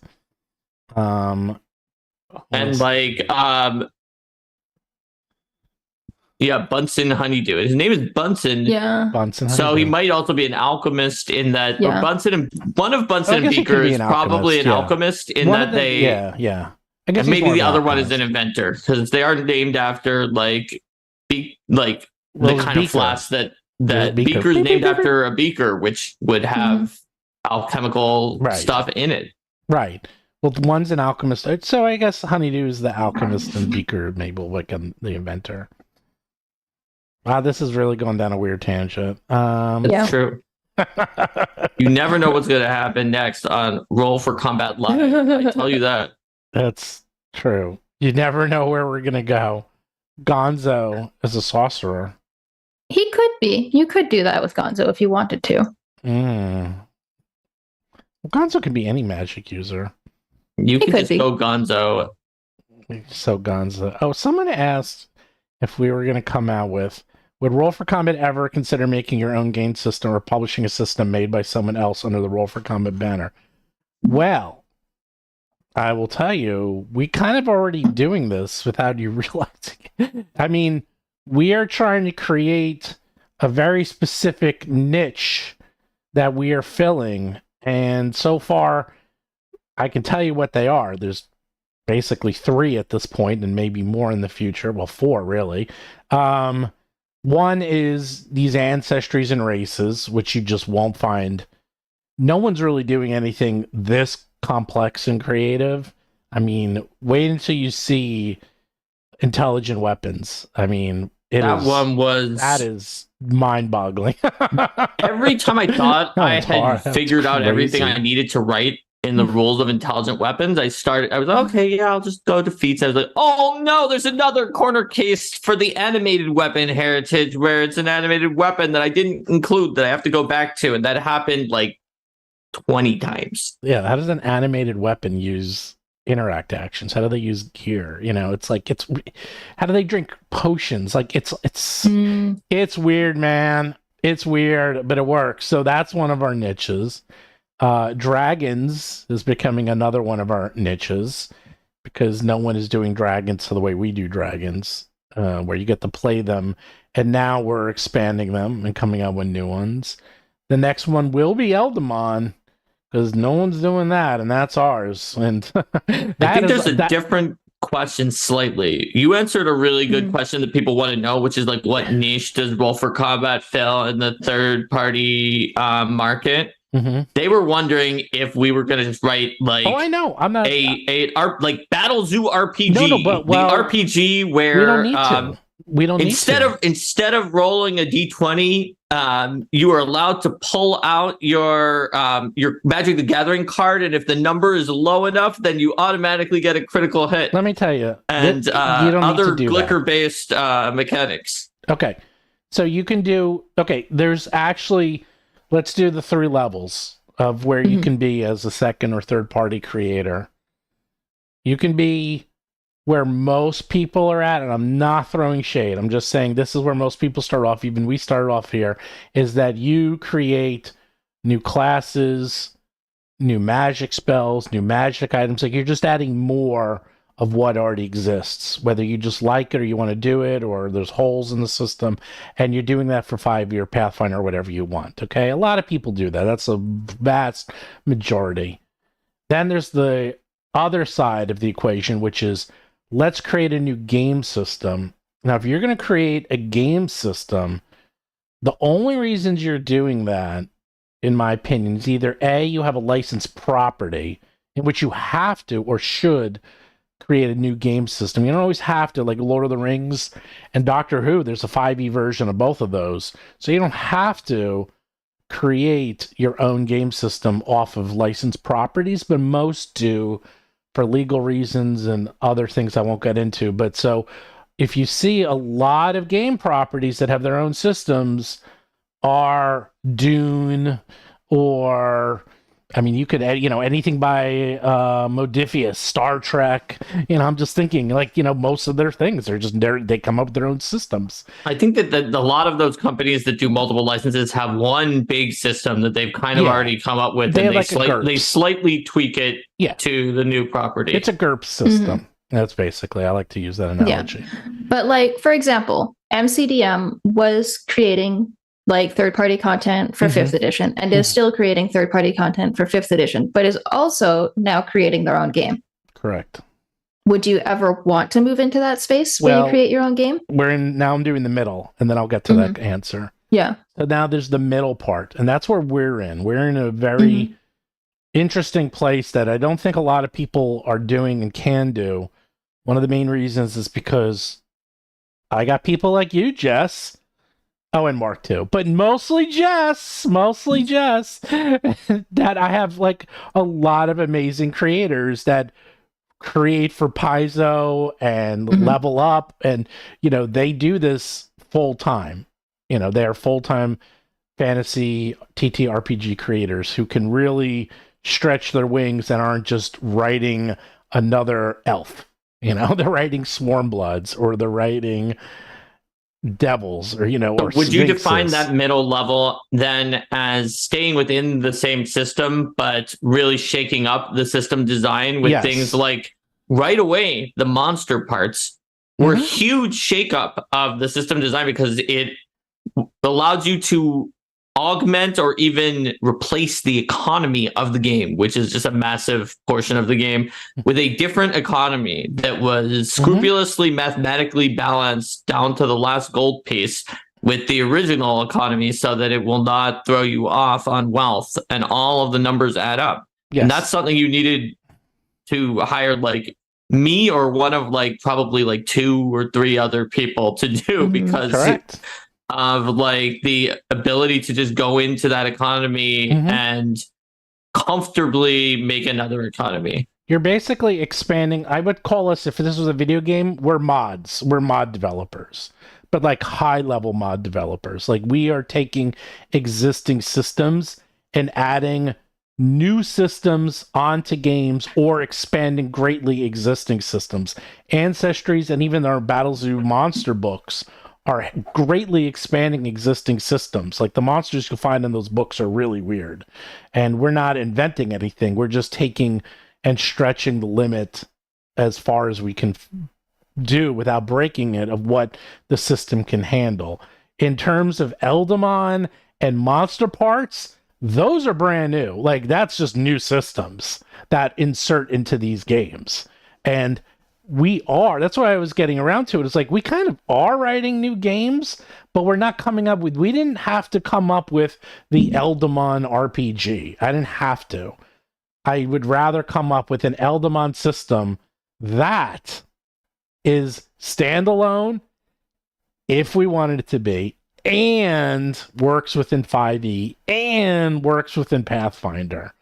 And that's even harder than coming up with your own system, because with your own system, you're basically defining the rules, and then everything can work within your rule set. We're trying to come up with these catch-all systems that work in everything, and that's way harder to do. So I'd say we're even like in a 4th set, and very few, if anyone, does that.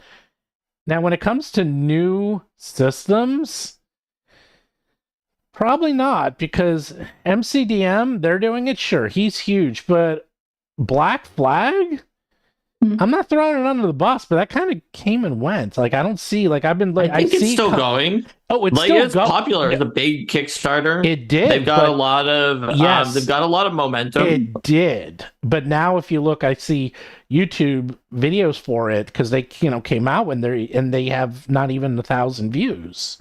And I'm like, well, I wonder if this is, and that you can tell a lot by seeing on YouTube searches, like, how popular things are, and seeing just in general. And I don't think it's dying, and I think it'll be fine when it actually comes out. We'll have to see, because it's not out yet. Right, we'll have to see. Not everybody's in doing, like, just even for Pathfinder 2. Yeah. When it was during the playtest, there were some people who were just less sure about it. Well, after it was launched, it was clear how strong it was, but it wasn't clear at the time. And I think that's just, you're seeing that same phase in Black Flag. I wouldn't consider that to be a cause for pessimism just yet. That's just how all these systems are when they're in this period. But it's really, really, really, really hard to break into that. It's very difficult. There's a lot of inertia. Yeah. with especially with some a big majority of fans, there's a lot of inertia and there's like 1 or 2 games that they want to play. Once you get to someone who plays like 2 to 5 different games, they are very open to learning even more games than that. But then that's a small number of people. And when if you're going to try to release like a hardcover version of your new game book and other things like that, it's very questionable whether you'll be able to get enough people. If you do, you could be a giant smash success. Some new game systems are, but it's a gamble, and it's usually a gamble that you have to go into having already dedicated months of design and a lot of art to before you even launch the Kickstarter. If you want the game to come out even remotely close, and if you don't have the art, it's hard to promo it in the Kickstarter. It's tricky business. I'd love to make a game someday, but that doesn't mean that it is a smart strategy for Roll for Combat to do that right now. Yeah. We should also consider what kind of product exactly we consider to be its own game. Like, I would say that any number of Powered by the Apocalypse games are each their own game. Like, Root is its own game. Monster Hearts is its own game. Thirsty Sword Lesbians is its own game. But each of those is a very curated experience to a very particular type of story. And they are curated in a way that is similar to the curation that goes into creating a Pathfinder adventure path. The adventure path is giving you more of like a pre-written adventure to work with, but you could also take the adventure path and like strip it for parts and just run an adventure that uses the same creatures and locations and maps and aesthetic without using the full adventure if you wanted that, right? But it's interesting the way that Pathfinder 2 or D&D is a game that is supposed to be like your every game that you use for a whole bunch of different games, whereas a Powered by the Apocalypse game is a game that you use for maybe one specific experience, and that's also its own game. Yeah, I mean, that's a really good point. Eldamon is basically its own game system. And yeah. I mean, that in the end, when you see it, it is so complex in many ways and detailed and has its own systems and mechanics. I'd say it has a lot of depth and it's different than what you've seen before. Yeah. So it takes a little while to look into it and be like, what is this doing?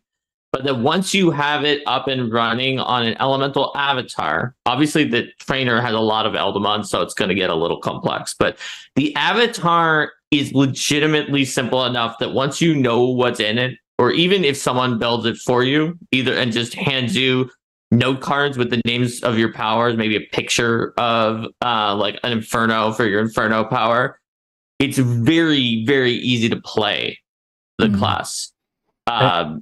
It's in fact easier than almost any other class. Like if I was going to say what class, if somebody else builds for you and creates physical representation to help, what class would I think that like my 4-year-old nephew would be more likely to be able to play if he could even pay attention to the game enough to play it instead of running around the room and not playing the game?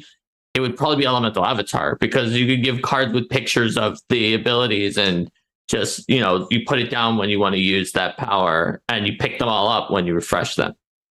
Yeah, keep in mind what we've been doing is almost creating systems within systems, because, the dragon is actually where this all came from, is because when the Dragon book came out, not only was that a huge success, but everyone I know, and I mean everyone, was playing a dragon, and a lot of people still are, and it's kind of stunning how many people decided to play dragons in their games. It's out of control. And I saw that and thought, well, we have 45 types of dragons, so you'll never really run out, but you got to catch them all. And I'm like, but people can never seem to want to have, you always want to have new types of dragons and new types of experiences. And people do want to try out other types of dragons.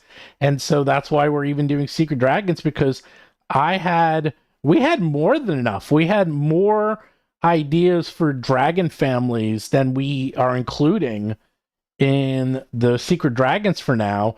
and we can keep going forever. And there's a lot of cool families of dragons out there besides Leshy that are just. Oh man, there's one I want to talk about so bad, but I won't. There's a really good one out there that is very fun. That's just silly because a lot of dragons. That's the other thing is like, with anything we learned by coming out with the wild dragons, is that the wild dragons allowed us to actually create kind of, I wouldn't call them silly, but very niche type of dragons that are more player focused than enemy focused. And once I saw that, I realized, wow, everyone has always been focusing dragons on either pure evil or pure good, and that's kind of it, or off of some ancestry lore, like the what is it? The Asian dragons. That's from Asian lore. So you have those the Imperial dragons, right? And I couldn't remember the name for a second. So they're from myth, they're from legends. Right. There's some like the primal dragons that are more neutral. They're based on elements. They always have some kind of a theme. Right, but they're always monsters. But then I'm like, wait, let's go the other way. We can now approach this more as player characters and more as interesting creatures that grew up and live within the world as PCs. And in fact, instead of them like being known as dragons, and then the PC dragons are rare, we'll do it the other way around, where the PC dragons are more common, and the wild dragons, the ones in the out there, those are the rarer ones. Those are the ones that those are the weird ones that just sort of like went one with nature and stayed animalistic. But even they're okay. They just decide to stay on their own. So it allows us to open up this whole idea of coming up with all these dragons, and we could just keep coming up with them because people like playing them. People want to keep trying them out, so we'll just keep doing it. That's why we're doing these ancestries, because people loved slime, and every time we did one, people wanted to try the next one. They're like, "Oh, I tried the slime, but now I want to do the she, and now I want to try a mimic, and now I want to try." They wanted to try each one because they were so weird. And they're going to do the same thing with the dragons, and then we're going to do the same thing with the Eldamon, because if you're an Eldamon trainer. And Eldamon, by the way, work with any class. You could be, doesn't matter. You could be a fighter. You could still collect Eldamon. You could still have them. You can have them battle each other. They just aren't going to come out and fight against the Great Worm Toadstool Dragon that Jess is writing for you, unless you're an Eldamon trainer or you have the multi-class archetype. So if you see what we're doing here, it's like we're coming up with these lines. We have the Ancestry line, we have the Dragon line, and we have the Eldamon line. And each of these lines will allow you to explore those, and then each will be able to be used within Pathfinder and probably Starfinder, because Starfinder's going the way of Pathfinder. And for 5e. And so why do I need to come out with my own system? Because I'm already supporting the two largest systems.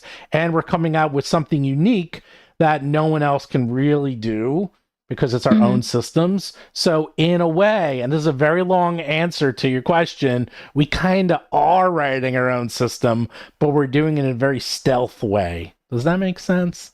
Did I answer the question? I think Jess's answer really crystallized it even more when she was talking about how some indie systems are not that different from other similar indie systems compared to how different certain like big systems modules and books can be. That's sort of the same thing in a really elegant way of putting it, because I would have otherwise said to you, Stephen, I don't know about that, but Jess made me think about it. Yeah, but also keep in mind, you also have to think about all your existing. So that's a big problem with Cobalt. Cobalt already has all their game books are for 5e. They can come out with Black Flag, but it has to work with 5e, because otherwise they just killed their own product. They killed their own company, because now none of their back catalog works with anything. You got to be very careful about that. You can't cannibalize your own system. So it's tough. Like I'd never say never, but if I did write our own system, it would have to work with everything we've done. How about that? Oh, well, yeah, that's gonna be rough, because then it would have to be like a fantasy heartbreaker style system that will probably break your heart. I was gonna say, if we write our own system, it should be something smaller and niche that doesn't try to hook into the things that we've done, but it's its own product. Like Steven is always talking about killing all of your players, so we create the Glicker OSR. Oh God. Now even more arbitrarily deadly than actual OSR really is, because that's what Steven thinks OSR is. And so now it's just so deadly that even when you now that you've turned your page to this introduction, your character is dead and you don't get another one. Or no, I'm not really that extreme, but you see what I'm saying. No, I want it that extreme. I want everyone dead. Okay.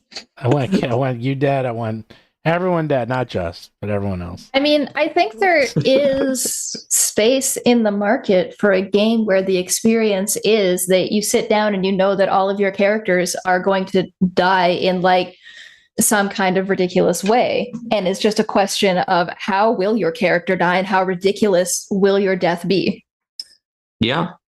There's nothing wrong there with are that. games like that already, somewhat, like ones like Call of Cthulhu. It's like nobody lives through that. I mean, you theoretically can, but you know you're not going to. And other horror games or Dread, it's gonna fall. Like the tower's not gonna stay. Mm-hmm. There's a super chat from Knights of Last Call that said, how much actual playtesting do you do for each monster design, and how do you avoid just white rooming monster design?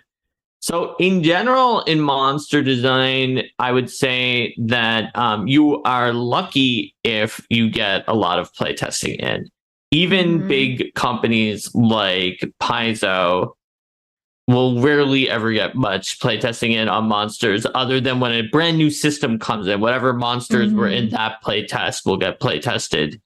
And other monsters might get like 0 to like 2 playtests, with maybe a median at 0 on any individual monster.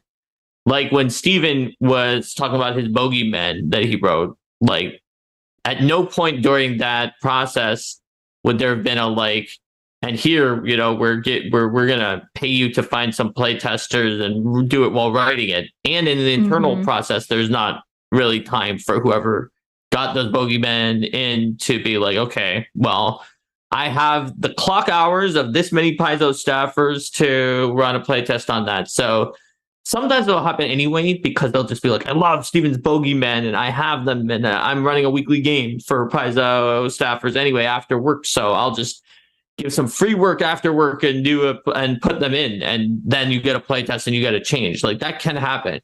But usually it's more likely to happen in a third-party company that has people who have early access. You'll get more playtests of things during that.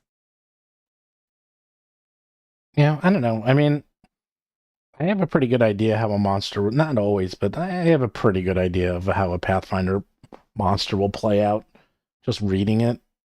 I mean, I don't think I'm always right, but I'm pretty close, at least for me. I mean, I think classes you have to play test to death. I think that, you know, there's things you have to play test, like classes you have to play test. And Paizo focuses playtest effort on the ones that must be playtested and then are the most important, rather than doing a little bit for everything. They do a lot more on the big playtest ones like classes. Yeah. And then monsters, as long as they don't go too crazy. And they're easy to playtest. To playtest a monster is really not that hard. You just you can fight it once, and within 10, 20 minutes, you have a pretty good feel of what they're doing. So it's not as easy as it seems. Whereas that is true. It can help you know if the creature's action economy gels together most of the time. The problem is that there's usually enough idiosyncrasies in the math that you might think that the monster is over or under tuned based on its D20 rolls or the D20 rolls of the party, or sometimes like the party makeup makes it seem like, oh, this monster is fine, but then you didn't realize that how much one of the PCs was carrying the party through dealing with that monster. And if they didn't have it, they could have gotten wrecked. So if you really wanted to playtest the monster, you would probably test it like a few times with one party and then a few times with another party for 4 different party compositions, maybe while using it as a solo boss 3 levels above, and then another time when it's an encounter with multiple of them that are slightly above, and one time is mooks where there's a lot of them. And you could probably like conceivably do about like a couple dozen encounters, all of which had some value to the playtest of the monster. But like you said, Steven, you can get a pretty good sense of them without playtesting them, and you'll usually, because the math of the system is pretty consistent, you'll usually be pretty close, even with a small or even no playtest. Sometimes you'll get into lesser death, Yeah. So, I was like, able to the figure out question. lesser death will kill you pretty quick, though. Yeah. I didn't have to do much playtesting on that one. Yeah, like this question is phrased in a pretty direct way that is assuming in the asking of the question itself that a monster definitely needs to be playtested and that white rooming a monster is to be avoided. But the implications and consequences of white rooming a monster versus white rooming a character class are vastly different from each other. Yep. Like, a character class needs to interact with so many other parts of the game.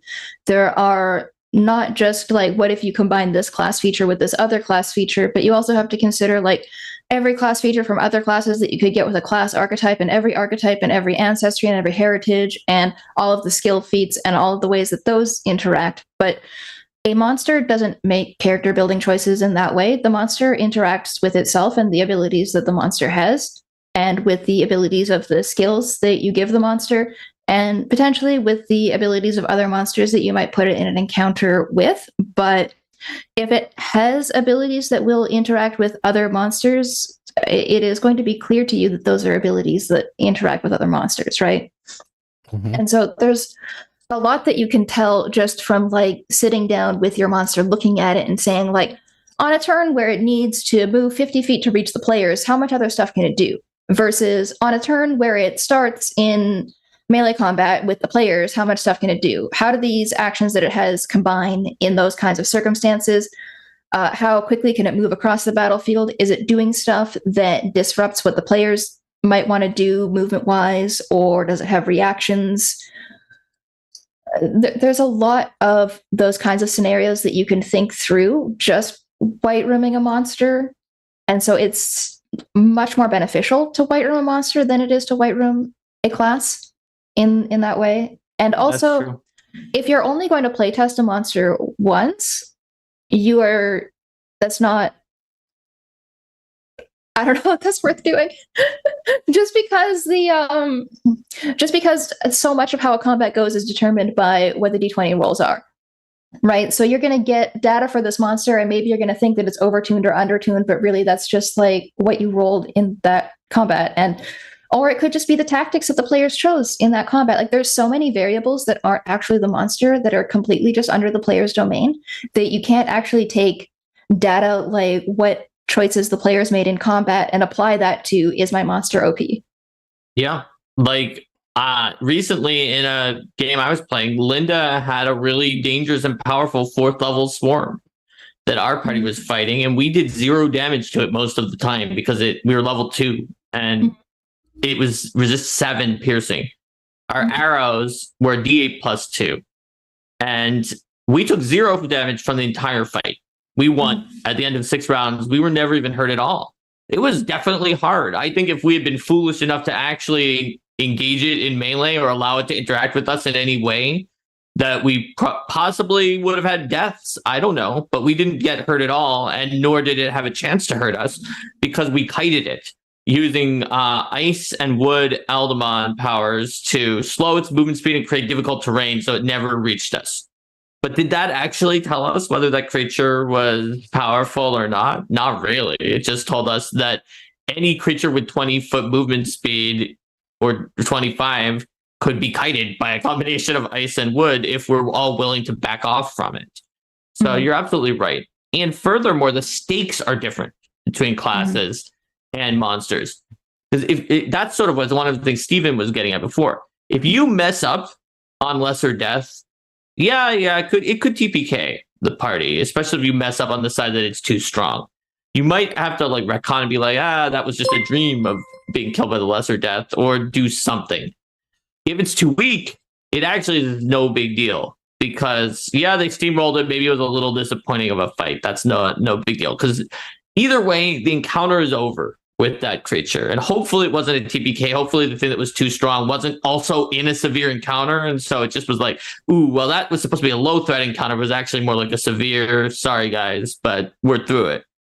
But if it's a class then that's happening every time you ever play for the rest of the game, unless you're willing to like do like, we're gonna do a hot fix on this class because it has an aura that automatically stops anyone when they enter the aura, and then creatures who don't have the right skill just fall over until they lose their turn. And it's like, if you put that into a class versus if you put it into a monster, it's a really annoying monster. The PCs also have a lot of tools that they might be able to get around that monsters often don't have. Or if they do, they just either have it or they don't. Whereas PCs sometimes have consumables, they can pull that out. And even if it is a problem, you can just never use it again. So the stakes are very different between a monster and a class. Yeah. Well, there you go. Knights of Last Call maybe is the follow-up. It says, do you think then that this bias is designed toward preferring undertune rather than overtune, better to miss low than miss high? That's a great question, Garrick, and it ties in, and I know Jess was watching it, and Stephen too, to the discussion I had with Derek over on the Knights of Last Call stream, in the Mark Sector Eras tour, whatever it was called, and where I said that you want to pitch low for a player ability or some kind of an ability that can be used all the time, or a spell, even though monsters can use spells too. Pitch a little low, because the impact of pitching a spell that was too low is that, well, you wasted a little space on the page. Nobody will prepare it very much. Worst case, someone does prepare it because they think it's good and they don't realize that it was a little weak, and they get a little weak and they're like, that was disappointing. I'll take something else next time. Whereas the problem is, if you pitch high on a spell or feat or some class ability, is that now it's just out there. And other than groups who are so sophisticated on their design skills that they can even be like, no, I know the professional designers put this in, but I still know it's too strong for our group. So our group as a whole is going to ban or nerf the ability. Most groups aren't at the stage where they're that confident to do that. So then you've created a massive effect on the game, or changed the entire meta, where now new authors think that that's what it's supposed to be, as powerful as this thing that was accidentally too strong. And Derek, you're right that the reverse is true for monsters, where a monster that is too weak is, or wait, is it the reverse? No, maybe it's the exact same. A monster that is too weak is better than a monster that's too strong. I guess it's not the reverse. It's the it's the parallel. Anytime you're worried, you should shoot a little bit low, because if you go too high from where you shot, then you'll hit exactly where you want it to be. And if you go too low from there, it's way too low, but it's not actually that big of a deal. There's a lot that you can learn about monster design from GMing and from running existing monsters that aren't the one that you're creating. And the data that you get from running an existing monster is still very useful to you in creating a new monster. You don't necessarily have to playtest a new monster to know what it's like to give a monster attack of opportunity if you have GM'd monsters with attack of opportunity in the past. Yeah, absolutely. And that's the same way that the exact same principle is the same reason I could tell that those homebrewed monsters were using the exact numbers on the monster damage by level without taking into account that they could attack multiple times or attack the whole party, because I had designed and run Hydras. They're already dangerous, even though they do significantly lower damage because of the fact that they can hit everybody. I could tell that this creature was in like around the level range of the Hydra, was definitely doing more than the Hydras that I was used to. So I was like, this for sure just used they probably took the mechanical write-up of the Hydra, perfectly good write-up. And you know what? Using things from existing monsters is smart design. Like, don't reinvent the wheel. But then instead of looking to whether the Hydra fit the things by level, they just probably picked a value by level based on whether it was a soldier or a brute or whatever. It's a brute, so I'll give it moderated accuracy and extreme damage, or it's a soldier, so high and high. And they didn't look into the fact that the Hydra ability would affect that. So it's the same situation. You get a sense when you've run and designed enough monsters. There is a lot that you can learn about monster design and how to design monsters from studying the existing monsters that have already been created, especially the dragons. There is so much information for you to learn about creature designs from looking at and understanding the way that the dragon is designed. Oh yeah. There's a lot in there because dragons just have a little bit of everything. Yeah. You And even one you even thing- get a master class in learning how to apply spells to a creature that might not have had spells, because the dragons at least attempt to solve many different things with their spells, where the spells are things that don't just repetitively do the same thing that the dragon already does better with its breath weapon, but that they're on theme. So they feel like something the dragon would want to do while not being too similar and worse than the breath weapon, while also being something that the bigger dragons just kind of take the spell list from the weaker dragons. So you don't want to put in too many that are just like, wow, when the ancient dragon casts this, it's really a waste of their slot to cast this, because it's great for the young dragon when they got it, but it doesn't just sort of age well. So there's so much you have to think in deciding the spells for dragons that it really actually, I think, makes you better at choosing spells for all of your monsters. Yeah. And it's a really good idea to look at existing creatures. And like Mark was saying, if you want to do something that is similar to the Hydra, look at the way that Hydra executes on it. However, if you are going to take an ability that an existing creature has, you should not take that ability until you understand that ability and the context that it exists in on that monster. And a part of the way that you want to understand the context of that monster and the way that that ability exists on that monster is, like, if you're going to take the Hydra and iterate on something the Hydra is doing, you should go through the Hydra and compare it to all of the monster building numbers to see where it has high numbers, where it has low numbers, where it has medium numbers. Like, go through and like mark off like AC. Oh, it's high. Damage. Oh, it's low. And look at those choices that were made and the way that those choices tie into the abilities that the creature has. And if you understand how the way that it interacts with the action economy, like why those choices would have been made in combination with giving it low damage, if you understand that and why that is there, then you can iterate on that ability. But it can be dangerous to take abilities outside of their context and put them into a different context with like an ability that was balanced to be low damage, making it high damage. Like, you are taking the ability that exists, and that's good. It is good that you are taking the ability as it already exists in the system, but when you pull it outside of its context, it can become unbalanced.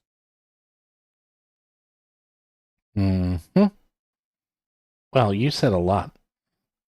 Well, we've gone at least 2 hours. We have more. And is there any more questions for Jess?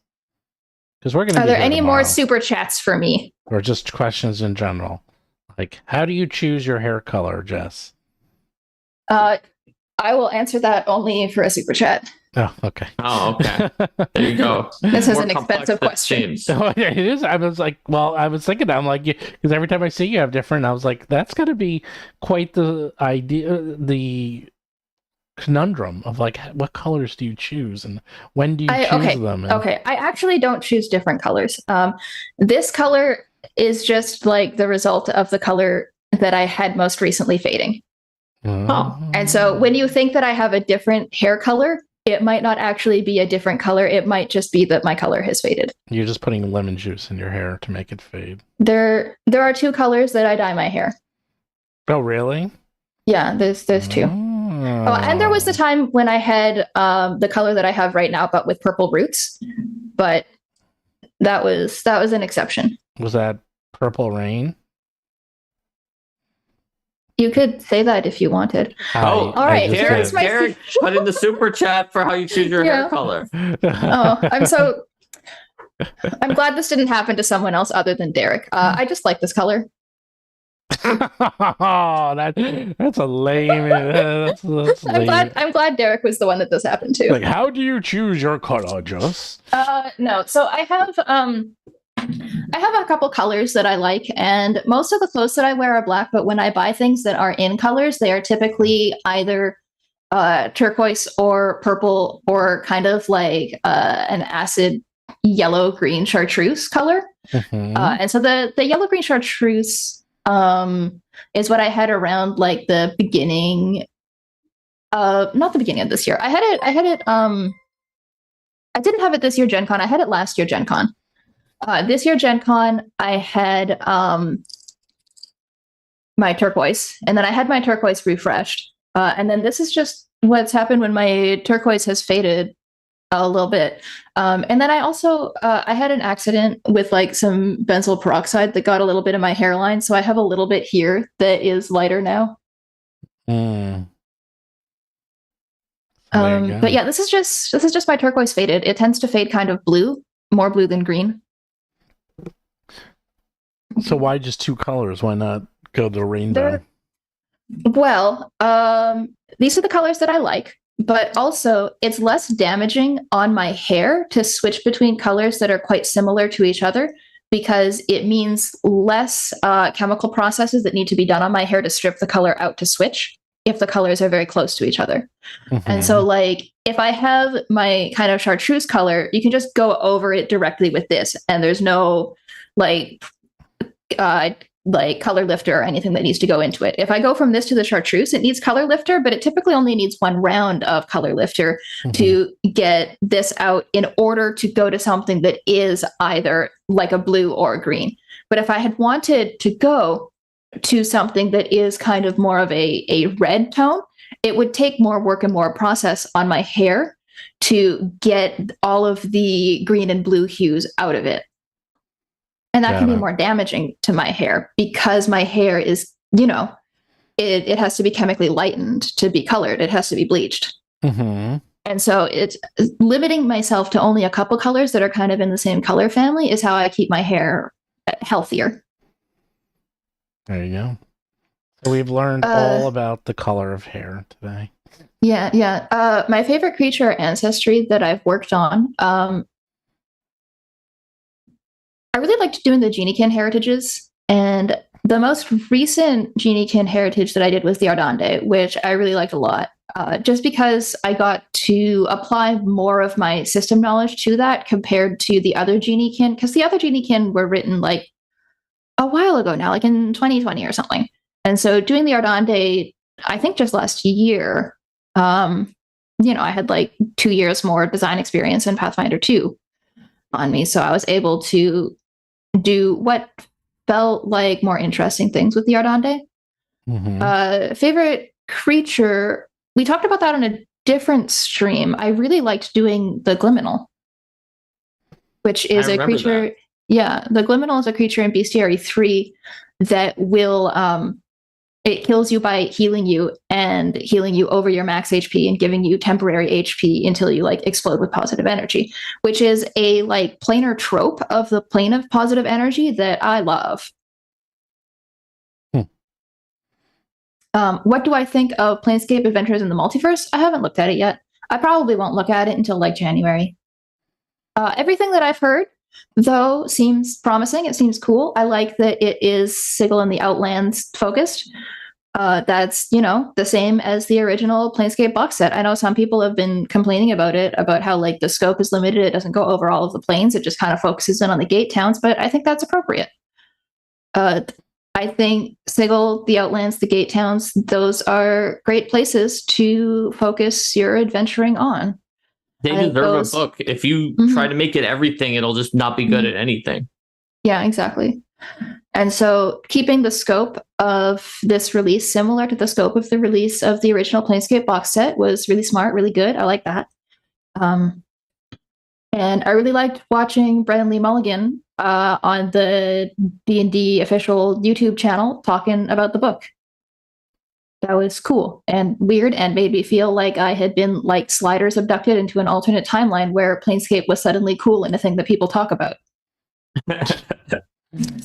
Planescape you and me cool. both. That would be fun. I'm not saying that it wasn't cool. Obviously, I love it so much. I think it's the coolest. It's my favorite setting. But for like, I don't know, 20 years, it's been like a niche setting that only like me and other weirdos like me talk about or know exists. I talk about it. Even with my own group, I was the one who kept sending them to the planes because I was the GM, so I could do whatever I wanted. But they'd be like, "Oh my gosh, we're going to the plains again. Do we have to go to that Sago place?" I was like, "Well, yeah, like the person you're looking for is there because you did, anger these planar characters. Like that was your decision to make when you were on the material plane." And so like they were not always wanting to go into Planescape, but I was the one who got excited about it. So yeah, and so it's like mainstream now, and that's weird for me. Well, I think it's always cool when something I like that was more niche goes more mainstream. Yeah, I'm excited about it. It just makes me feel like how did I get in this timeline? Like what happened? What happened to the world? How did this happen? One good thing for this timeline that is sometimes like appears to be the dire timeline. Yeah. All right. Yeah, I'm hype about it. I'm excited to look at the book. I think it'll be cool. Yeah, I like all those weird. I see every one of those weird. Yeah, I like worlds. Spelljammer, Great. Planescape, all the weird ones. But Planescape I like more just because the idea of the philosophies of Planescape was really my jam. What about Dark Sun? Did you like Dark Sun? I didn't get into it as much. Yeah. I never collected as many of them as for me, like I was obviously a lot younger than you, Steven. So I had to go back to get the Spelljammer books. I had to find people who still had them and like get them in particular places.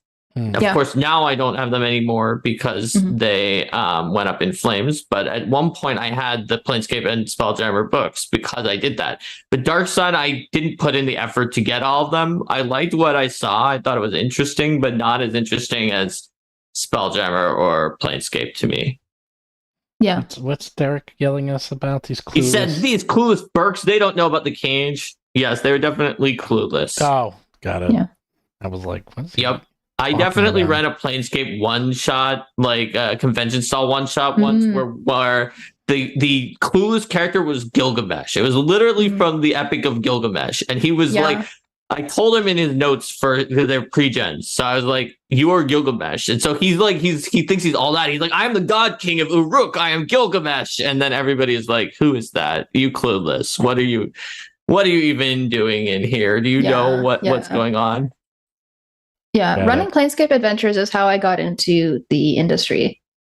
I kept showing up to PaizoCon every year running Planescape games, and I kept doing it year after year. And first of all, at that time, not everybody knew what Planescape was. It was like a niche setting, right? And so I would show up to run my Planescape games, and other people who were like deep into it and knew what that was would see that and go like, "Oh, that is somebody who is like a certified weirdo just showing up to this con to run some Planescape. Like that's a deep cut."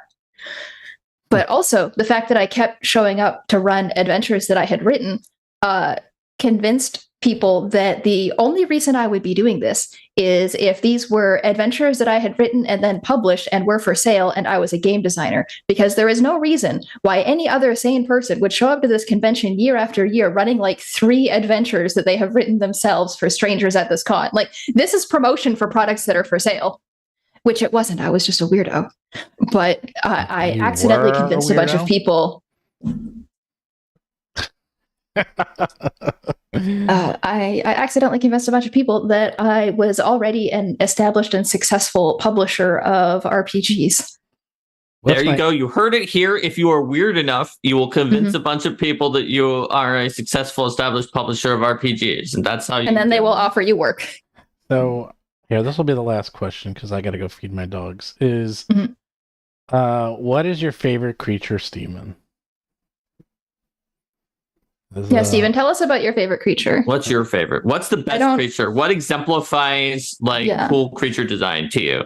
No, that's not what he asked. They said favorite. Oh, just what's your favorite? Okay, what's the funniest? What's your favorite? I don't know. When I was a kid, my favorite one was the gelatinous cube, probably, just because it was so weird and just so cool, and it's just such a bizarre concept. I mean, it's just fun. I mean, it's up there. I still have my stuffed gelatinous cube.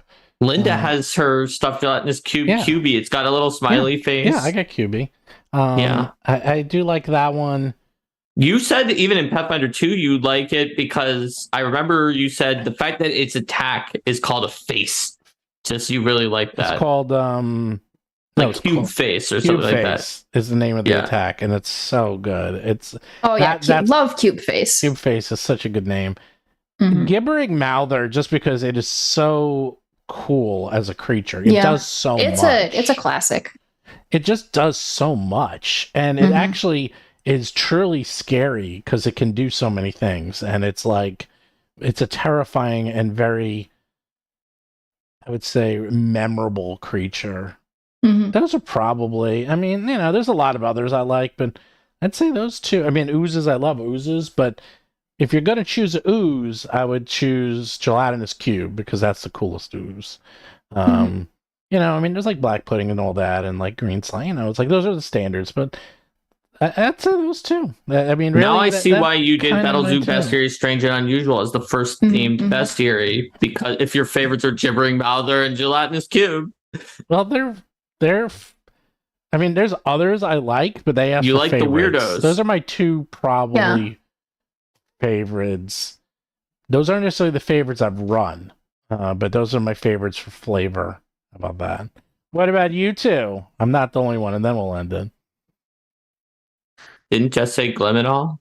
That's my favorite of the ones that I've written. Yeah. Oh, okay. I love. Oh, well, the ones that wrote. That's not fair. That's a different thing. I'm talking about all time.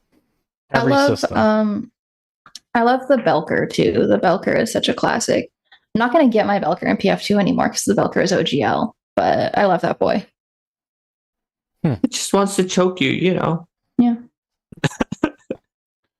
What about you? Let's see. I don't know. I kind of like, even though they're not very useful in play, I kind of like the super big, gigantic monsters like Leviathan, the mightiest of the Tane. I still want, kind of part of me wants to run like the original turnover that I had of Leviathan on a high level party and watch what happens, because if you think that thing is really powerful in the First World book, that's like after some of the wild, outrageous level 30 things that I put on it got reined in a little bit, probably for the better, to let some PCs survive from it. I think my PCs could take it on with the completely unfair things that I originally put into it, and that would be hilarious. I'll tell you the other reason why these two are my favorite. They never disappoint. Okay? They just don't disappoint. Like, I actually ran recently the Gelatinous Cube, and this was in Agents of Edgewatch. They're like level 4, maybe level 3 or 4 at this point, and the healer is up front and is like, I'm going to be up front, I'm going to hang out. And then it walked into a Gelatinous Cube. The goblin walked into a Gelatinous Cube, and hell broke loose, and it was a pain to get him out because then other creatures appeared and they're like, oh no! And it was a nasty combat. 2 years later, he will never, ever walk up front ever again. He still refuses.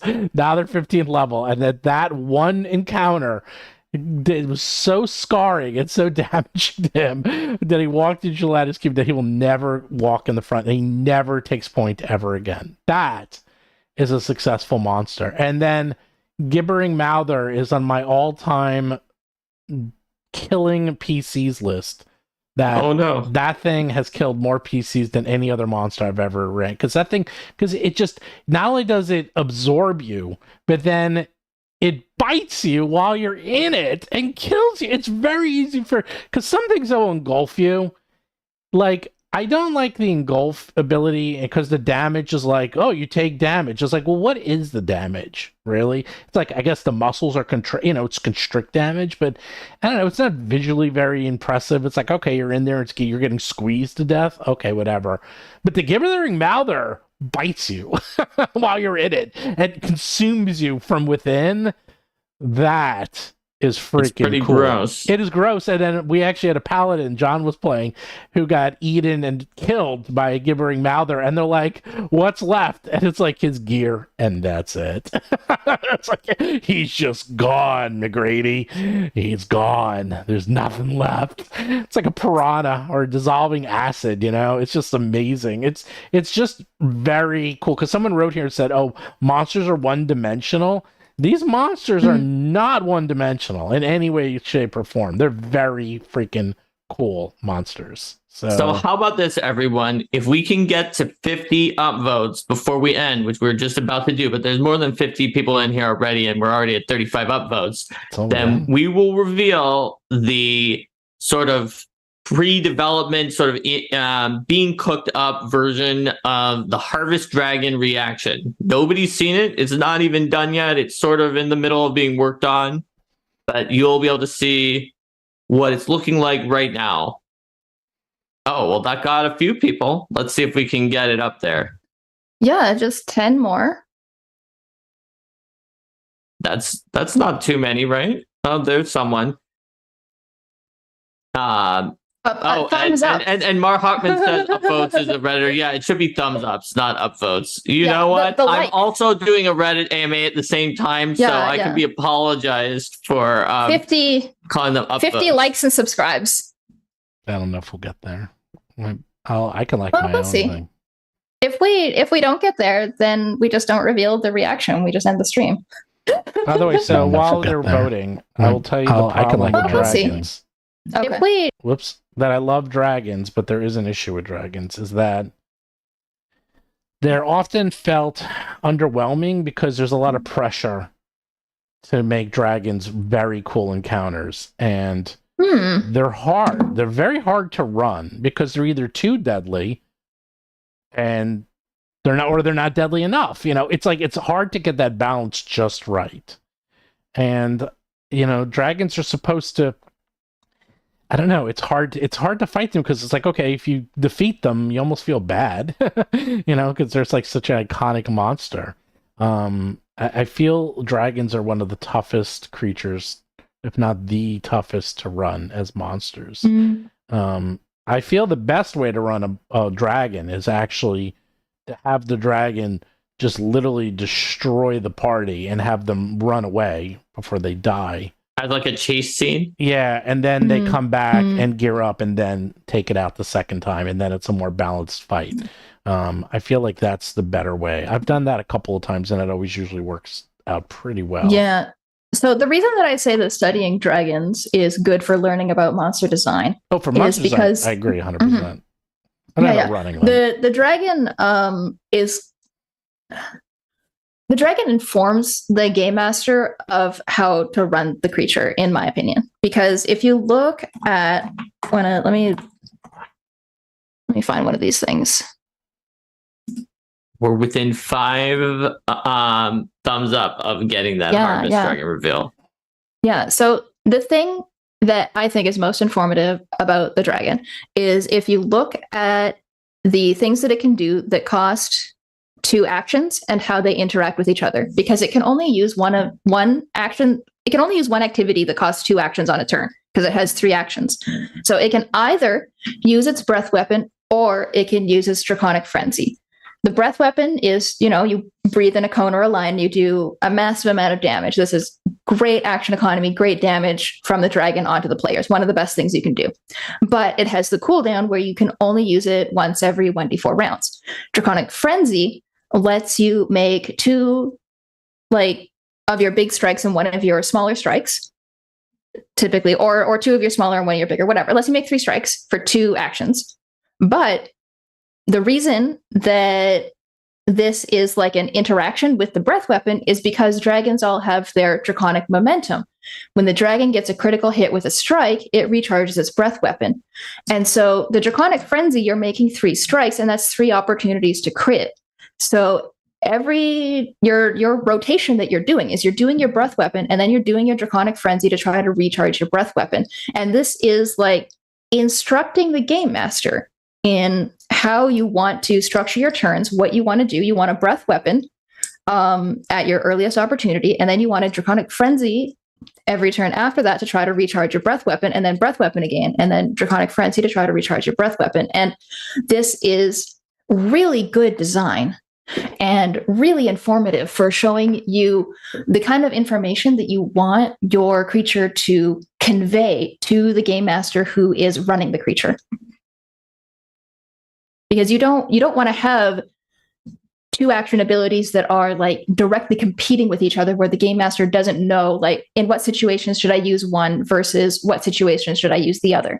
Because you have to make that choice, and you don't want to be putting a whole bunch of like cognitive load on the GM to be making that choice and analyzing a situation and deciding like which of these two is better in this situation that I'm in right now. You want both of them to have a clear situation where one of them is better. Right. Like, imagine you have two AoE cone debuffs that have a long frequency, so you can't use them again.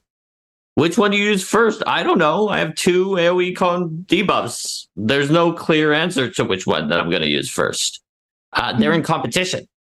Or you have two damaging two-action abilities. Like, maybe if they have very different shapes or use cases, whereas like one is you start off far from your foe, the one they're all up in your face. There are ways around it, but you're absolutely right that dragons show how abilities can synergize instead of competing with each other. All right. Well, Well, it looks like we didn't quite make it to 50. Because we don't even have So enough there will people. be no reveals. No reveals. We'll harvest Maybe that tomorrow. dragon spoiler later on. Maybe tomorrow we'll do something instead. All right. Well, thanks, Jess. Thank you for coming being on. on my show. Thank you for being a guest on Roll for Combat, the Jessica Redekop show. Steven. Sure, I don't mind. If you wanna take it over and do all the back. Oh wait, we're at work. 49. Literally just one more person. Maybe we'll get the Harvest Dragon at the last second. What or are not. You just said It's it. so close. You're not supposed to say. What do you? No, I did. We know it's the Harvest Dragon, but we're gonna say what the reaction is. Yeah. We're gonna tell people the more about the Life's Bounty reaction that is like being still designed. Oh, we got 50. You could do it, Jess. Really? Is it On my computer it says 50. Oh, it is 50. Is it called? It says 52. Is it called cornucopia? Is that what it does? No, it's called Life's Bounty. Oh, And this cornucopia. is, well, I could call it cornucopia. Maybe Mark will change it to cornucopia in development. We'll see. I'll change still- it to cornucopia. Steven can tell me that I have to do that, and that might happen. That could become like a design parameter. It's This still creature early in needs- design. Like it could have counteracts added to it. There's a lot of things that can happen. Yeah. So this is just a preview of something that I'm still working on, right? So this is the Harvest Dragon's reaction. The trigger of this reaction is that a creature that the Harvest Dragon can see within 30 feet is targeted by a spell or effect, basically that like heals, right? There's somebody who is healed within 30 feet of the dragon that the dragon can see. And the dragon siphons the healing energy of the spell. So the spell's recipient only gets half the normal amount of healing, and the dragon heals that other half as temporary HP. So it's harvesting from the healing effect. I thought that was a really interesting reaction because it's different than the way other dragons react, and it's something where you're going to be like, is it going to slash me when I walk up to it? Is he going to bite me when I make a manipulate action? What is it going to do? And you're worrying, and it's like it's not doing anything. I don't get it. Then you get hurt by the breath weapon. He's like, okay, well, heal me. Yeah. Then it strikes. Yeah. That's just because the Harvest Dragon is the Leshy dragon that is like tied into like the fruit leshies and the gourd leshies, right? Yeah, and the fruit leshy, the gourd. Yeah. And the fruit leshy is the one that has like the good berry kind of ability where you can eat their fruit and heal. And so that was kind of the connection that I was going for, where this is a dragon who, ties in with like being a provider of nourishment, and so it steals your healing. They can be friends with toadstool dragons too, who love to cook. I bet they get along. Yeah, I think because I know the toadstool dragons love to cook, and I think the harvest dragons are like really craftspeople, and they love creating like instruments and toys and furniture. But I think they also love event planning. Any kind of like large gathering that brings a lot of people together, I think that's their jam. And then I could see them maybe running like, a harvest festival. and then like being craftspeople who really focus in on crafting an object, but then gift giving and stuff like that. Got it. They sometimes give the gifts to themselves with their reaction. People in the chat seem to love it. So there we go. Thanks for joining us, everybody. Yes. Thank you for being here, everyone. And we'll figure out something tomorrow. We'll probably do more hard-hitting news. Is there? I don't know.